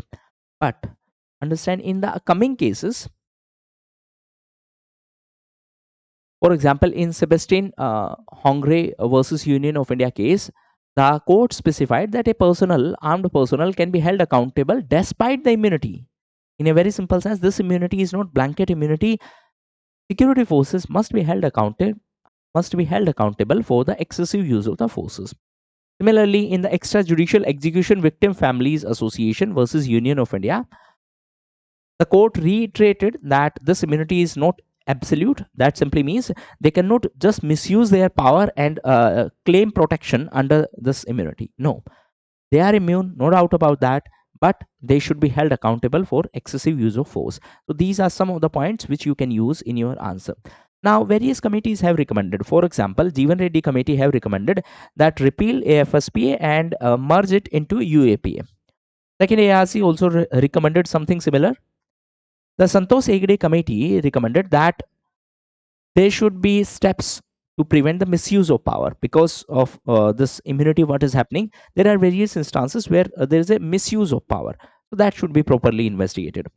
And the Justice Verma committee also recommended that if some security forces, if they are involved in any kind of sexual violence against women, the immunity should be taken and they should be punished under the regular provisions of the IPC at that point of time, IPC and now PNS. In a very simple sense, do not provide them protection if they are involved in any kind of sexual violence against women in those areas. They should be punished according to the ordinary provisions of the law. They should not be given any kind of protection. That is the provision. Okay. Next is related to United Nations Convention Against Cybercrime. Now, recently it was in news because this convention was signed by the 72 members, and this was signed in Vietnam, to be specific, in Hanoi. India has not signed it as of now, and UNODC is going to be the secretariat for this convention. Now, understand, this is going to be first universal legally binding framework. Two important things. How the question can be framed from this thing. First, it is going to first of its kind. Yes, it is. Has India signed it? No. Why India has not signed? Understand. This is about cybercrime. Cybercrime basically means a criminal can be in some other country, victim can be in some other country. Countries need to share data with each other. What is India's argument? See, India's argument is that it may conflict with our domestic laws. Our domestic laws talks about the data privacy. They talks about the data localization. Localization simply means we will store data within our country. Now, when we are talking about this type of convention, we will have to share data with other countries. So that is one problematic part. Before this also, there was one more convention, Budapest Convention. India had objected on that also. Why so? Because that was negotiated by some of European countries. So of course, not all the members were participant in that negotiation. That's why India objected to that. So be it this United Nations Convention or be it the previous Budapest Convention, India has not signed it. You just need to remember this. Examiner can trap that recently India has signed it. That is one trap which examiner can use. So you should know that why we have not signed it and what are the reasons. So in this case also, we have not signed it.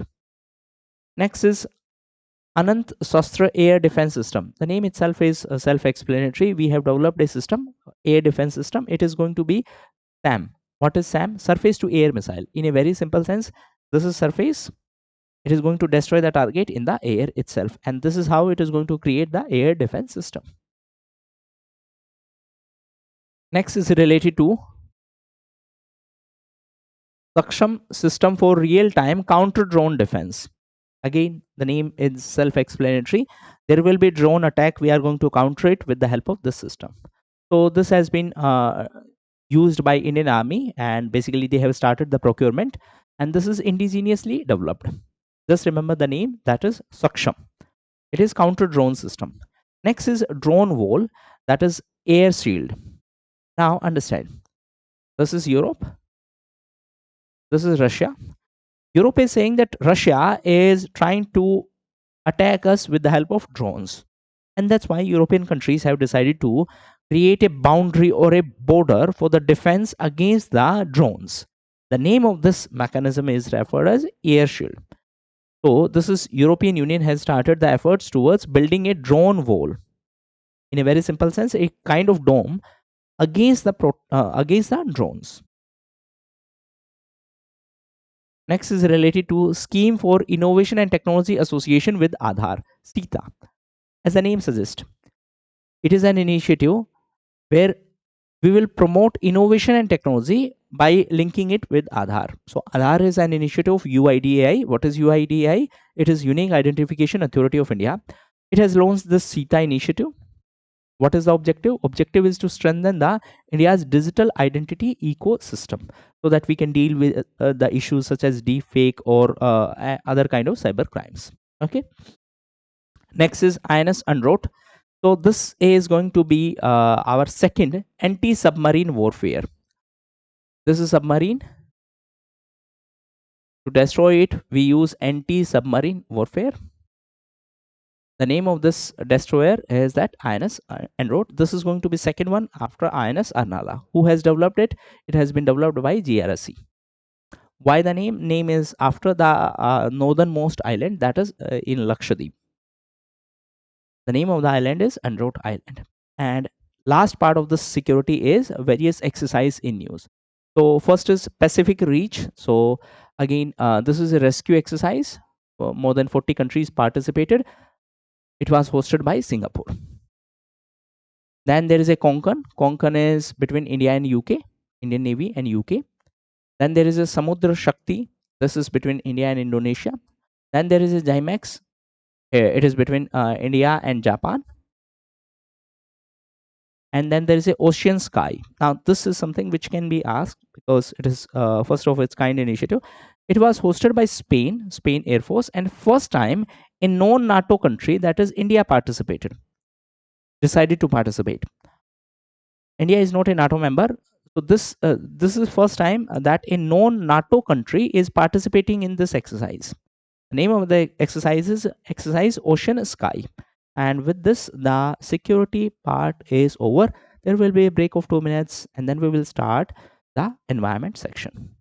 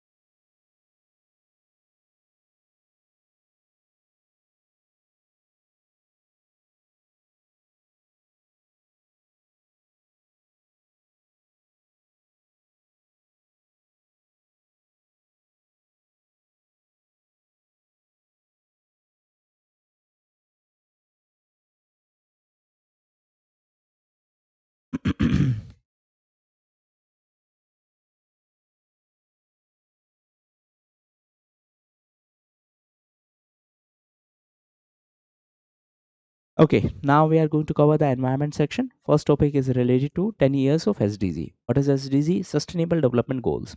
Now understand, before SDG we had MDG, Millennium Development Goals. In 2015, SDG were adopted. Target is that by 2030, countries will try to achieve it. How many goals are there? 17 goals are there. How many targets are there? 169 targets are there.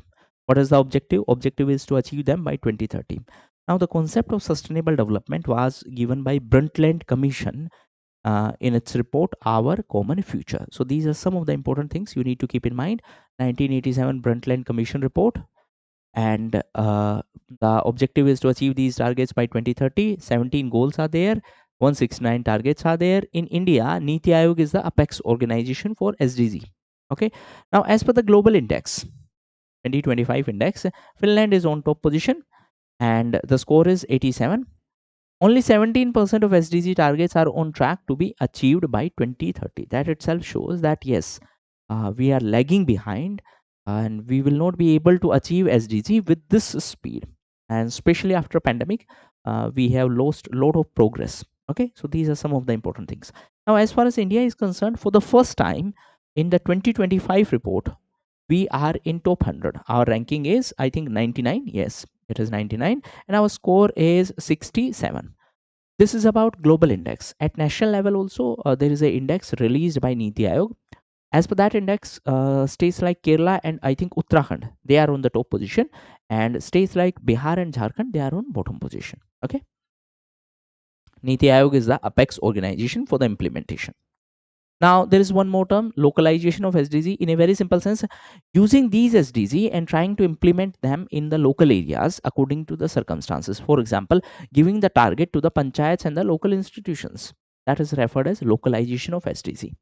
Next is related to Cold Desert Biosphere Reserve. This biosphere reserve was in news because UNESCO has included it in the list of Man and Biosphere Reserve program. This is World Network of Biosphere Reserve. So this is the Cold Desert Biosphere Reserve. This is in Himachal Pradesh. This is a list of biosphere which are included, which are from India and included in the UNESCO list. Just go through it. Okay, so as of now, there are 13 biosphere from India which are in the list of UNESCO. Okay, recently, Sao Tome and Principe, it is the Central African country, and it became the first one to have its entire territory designated as a biosphere reserve. That simply means the entire area of that country is now declared as a biosphere reserve. This is a first country where its area has been declared as a biosphere reserve. So this can be asked. Just understand one more thing. Examiner can confuse you with the continent also, because it is not that much a known country. Okay, at least I did not know about it. Okay, now whenever a particular biosphere is included in the UNESCO list, that does not mean it is permanent. It can be reviewed, and UNESCO can withdraw the designation also if it is not conserved properly. Next is related to environment accounting on forest. In a very simple sense, it is a report card of forest which is released by MOSPI, that is Ministry of Statistics and Program Implementation. As per this report card, our forest cover is 21.76% of our area, and the top states in terms of forest gain are Kerala, Karnataka, and Tamil Nadu. Next is related to first greenhouse gas emission intensity target rules. Let me give you a very simple sense. Let's say there is a cement factory. It is emitting carbon. Now the government has given a target that you cannot emit more than that. Let me give you a very simplified sense. Let's say previously it was emitted 70. It was emitting 70 units. Now government has given a target. You cannot emit more than 70. More than 50. Previous emission was 70. Now target is you cannot emit more than 50. What if someone emit more than that? They will have to pay a fine. That is the concept of this first greenhouse gas emission intensity target rules. That means how much you can emit, how much greenhouse gases you can emit. This is a target specified by the government for the 4 sectors: aluminium, cement, paper and pulp, and chlor-alkali. Now examiner can entrap you by saying that it has been specified for 10 sectors, 3 sectors. You need to remember these sectors as well, and the total sectors are 4 sectors. Okay, for that the target is specified. They need to reduce the GHG emission. What if they are not able to? They will have to pay a fine. Who is going to ensure that they are complying? It is TPCB. Now, how under which rules they are issued? So they are issued as per the provisions of Carbon Credit Trading Scheme 2023. Okay. Now, if someone, let's say in on the previous example we said that the target is 50. What if someone is emitting only 40? Then they can capitalize this credit of 10. They can sell in a very simple sense. If you are emitting more, you will have to pay fine. If you are emitting less, you are given incentive to cut down your emission, and you can utilize that. For that purpose, there will be credit certificate. Who is going to issue those certificate? It is BEE. That is it. Next is ozone depletion. Now understand in a very simple sense, ozone in the stratosphere, it is good. It is going to block UV. In a troposphere, it is a pollutant, a short-lived pollutant. So recently, CPCB specified that NCR region is one of the worst affected in terms of this ozone pollution. In stratosphere, it block the UV radiation. In troposphere, it is a pollutant.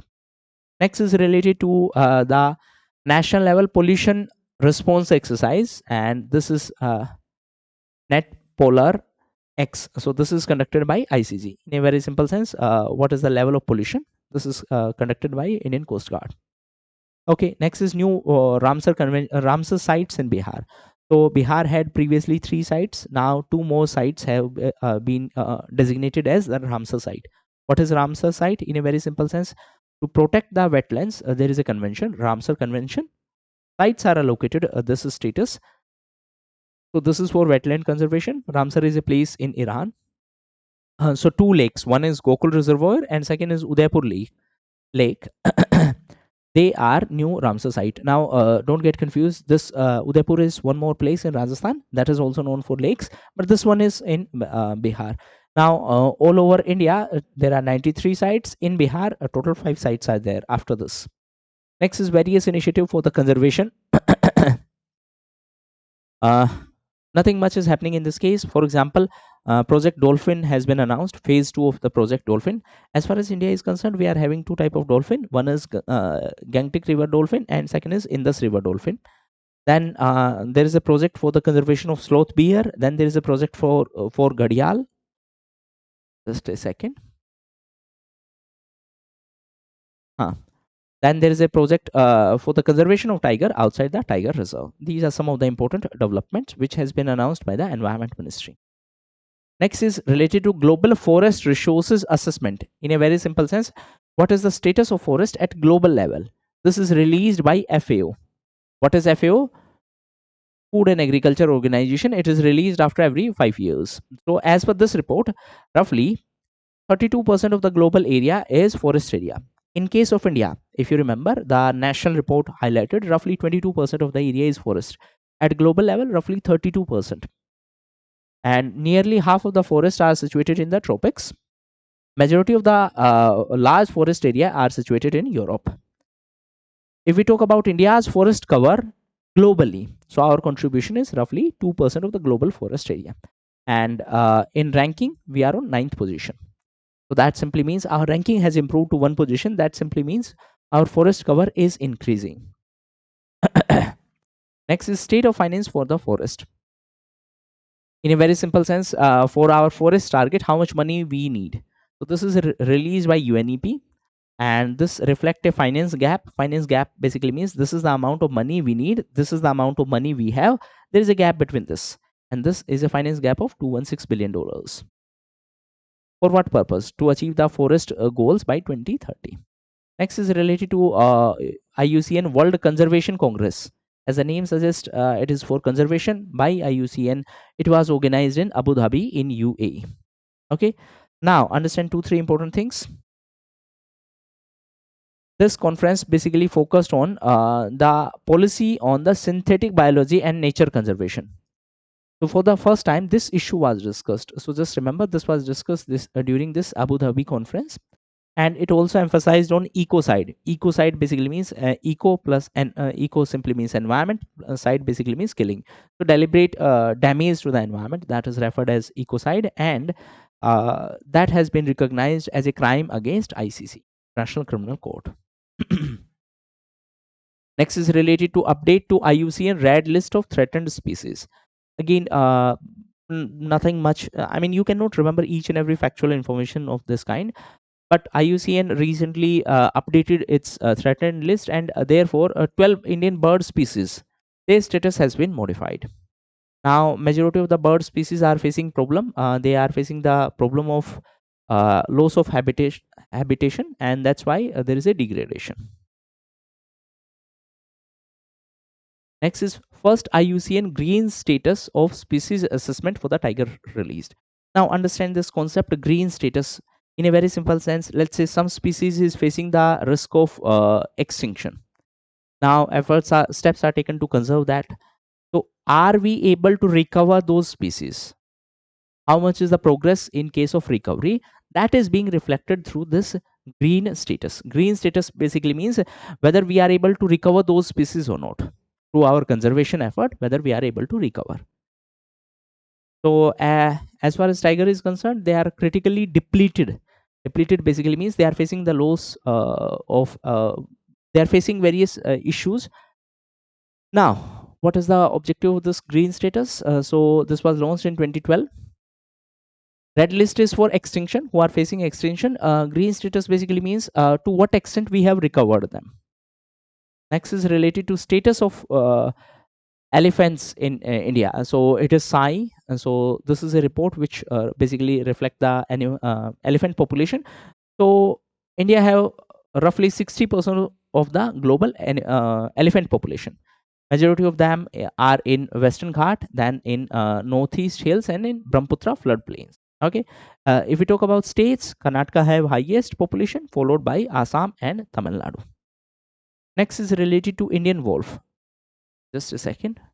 So recently, Indian wolf was in news because IUCN, that is International Union for Conservation of Nature, for the first time they have put Indian wolf into a separate category. Again, nothing much as of now. Just go through it and understand that a separate category has been specified. Now, how examiner can trap you, even though the possibility of trapping is quite low because the name itself is Indian wolf. Had it been some other wolf, then examiner could have trapped that, okay, whether it is found in India or not. The name itself is Indian wolf, so nothing much can be asked from this point.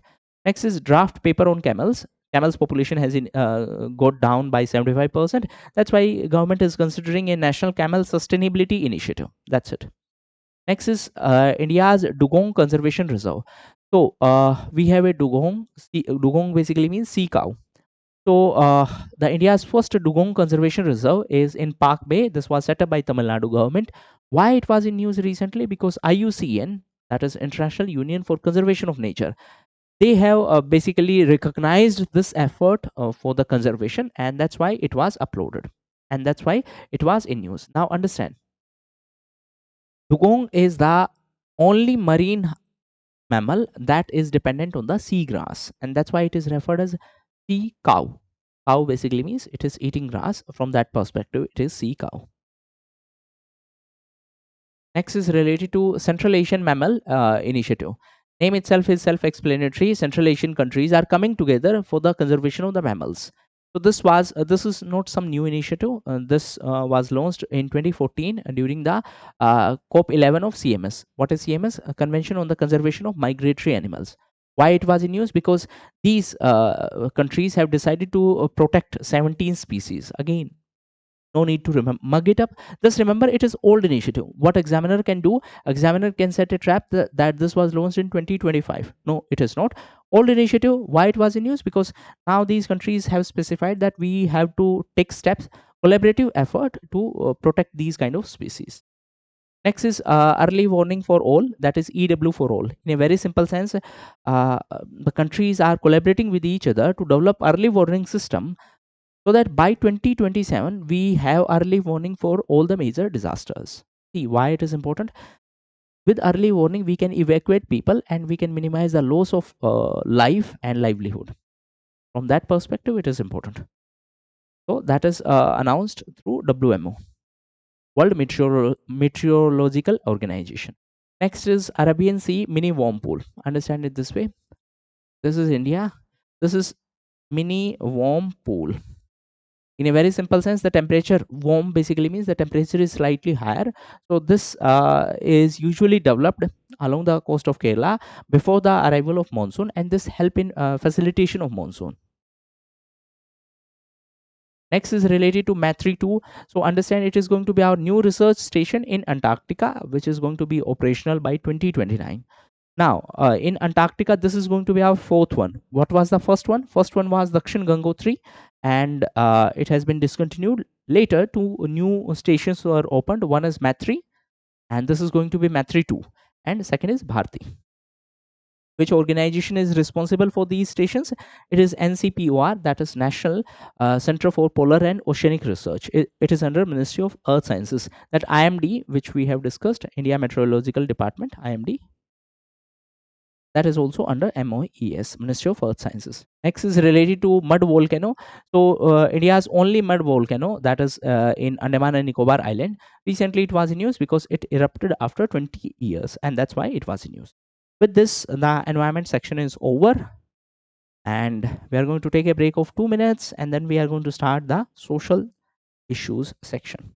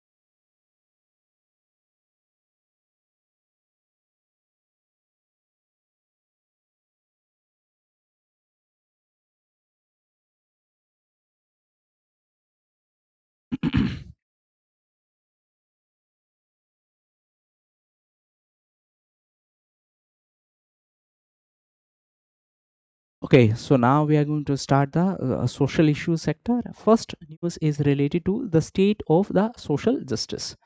Now, this is a report released by ILO. What is ILO? International Labour Organization. Again, why it was released? Because we are completing the 30 years of 1995 Copenhagen Summit.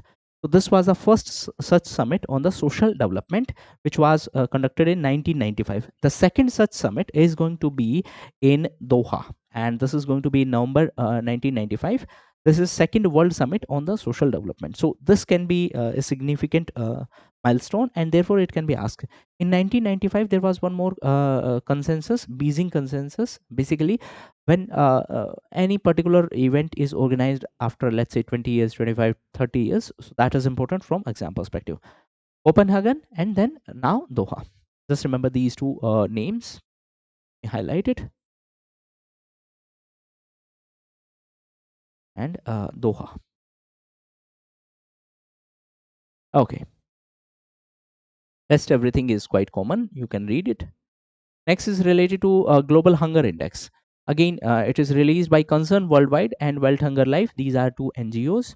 As per this index of 2025, India is on 102nd category, and our score is 25.8. Now, understand, this report is based on four parameters. One parameter is undernourishment. Undernourishment basically means calorie intake is insufficient. Let's say I require 2000 calories and I am eating 1800. So, low intake of calories. Second is child stunting. Stunting basically means height is low as per the age. This is for child. Second is child wasting. In a very simple sense, weight is low. Third is child mortality. These three parameters, see, this report is criticized on the ground that out of four parameters, three are related to child, so it does not reflect the hunger status of entire country. However, our performance is quite bad, and it is 102nd, and our score is 25.8. Now basically, on the basis of score, the categories are different. If score is less than 10, it is low. If 10 to 20, it is moderate. If 20 to 35, it is serious. So basically India is in this category of serious. So that is something which you have to keep in mind. Next is related to CRS report. What is CRS? It is basically civil registration system. So basically, it is a database of birth, death, and all that thing. This is maintained by RGI, that is Registrar General of India, which is under MHA. Okay. Now it consists of lot of data, but one data set is important, which can be asked in prelims and can be used in mains also. That is the sex ratio at birth. So excluding Sikkim, the sex ratio at birth is 928 females per male per 1000 male, and the highest was in Arunachal Pradesh and the lowest was in Jharkhand. Next is related to Children in India report. So this is a report which is published by MOSPI. Basically, it talks about the status of children in our country. So as per this report, IMR, that is infant mortality rate, has gone down. Right now it is 25. Previously it was 44. Apart from that, the under 5 mortality rate, in a very simple sense, death of children below the age of 5. So previously it was 30, and there is a slight drop in that. That is 29. Birth rate is 18.4 per 1000 population. So these are some of the important data. Now, this report also highlight that roughly 23% of the female, they are still victim of child marriage. Even though we have a lot of rules, regulations, this, that, still 24%, roughly 23%, 24% girls, they are the victim of child marriage as per this report. Next is related to WHO report on the trends in the use of tobacco. So over a period of time, the use of tobacco has gone down from 26% to roughly 19.5%. However, 20% basically means one in every 5 adult, they are still addicted to tobacco. Now, one more trend was witnessed. Even though the direct use of or direct consumption of tobacco has gone down, the use of e-cigarette, that has increased. Next is related to Swachh Shahar Jodi. Jodi basically means pair. So what we are doing, one city is doing quite well in terms of sanitation. One city is not doing so well. So what we are doing, we are pairing them so that the city which is not doing so well can learn from the city which is performing quite well. That is the concept of this Swachh Shahar Jodi. So this is an initiative of Ministry of Housing and Urban Affairs under the Swachh Bharat Mission. What we are doing, we are basically making a pair of mentors and mentee. Mentor is someone who is doing well, mentee is someone who need to learn how to do well in terms of sanitation. So that is the objective of this initiative.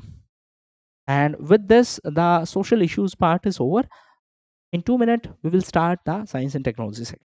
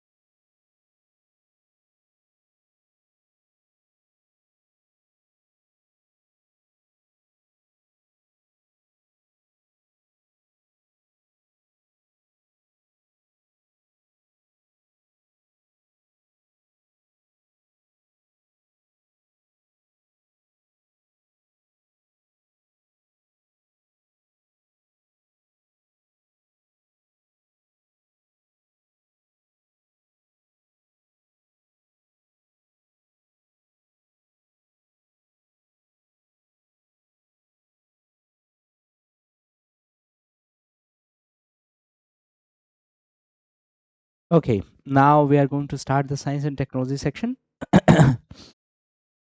In science and technology, majorly the news are related to Nobel Prize. So I'm going to simplify. I will not discuss the names because again that's factual information. I I will not be able to make any contribution in terms of those names. You just need to mug them up. But of course, you need to understand the concept. Now let's start. So first is related to Nobel Prize in medicine. Try to understand it this way. We have an immune system that protect us from the disease. But how our immune system get to know that this is our body and this is something which we have to attack? Let me simplify. Let's say you have a dog. Now, how our dog get to know that we are not the outsider, and how our dog just attack only outsiders? Similarly, how our immune system protect our own body. So this for this thing recently the Nobel Prize in the medicine was given for discovering how the body prevent its immune system from attacking itself. Our immune system protect, but how it protect? By destroying any enemy. But how it is able to differentiate between this is enemy, this is our body? This was discovered, and for that discovery the Nobel Prize in medicine was given. Now understand two important things. There are two type of tolerance. Body has two mechanism to check that our immune system does not destroy our own body. If it does, then it is basically referred as autoimmune disease. That simply means our immune system is killing our own body. Okay. Now there are two difference mechanism through which our body check it. One is central tolerance. Tolerance basically means the system, central tolerance system, they are training T cells. Okay, so the T cells are given training in the thymus so that they do not attack our own body. It's just like you are training your dog that yes, these are the family members, you don't need to attack them. Simple. That's first mechanism, that is central tolerance. Now, if a T cell reacts strongly to the body's own protein, it is destroyed. In a very simple sense, let's say a T cell is there, it is our defense mechanism, it is part of our immune system, it is going to destroy the enemy. If it start attacking our own body, that T cell is destroyed. What if the central system is not able to destroy the T cell and it has escaped? In that case, we have second mechanism, that is peripheral tolerance. So if some T cells, dangerous T cells which are attacking our own body, if they have escaped from the first mechanism, then there is a second mechanism to regulate that, and these type of cells are referred as regulatory T cells. That is TREZ. T cells, T for T cells, REZ refers to regulatory cells.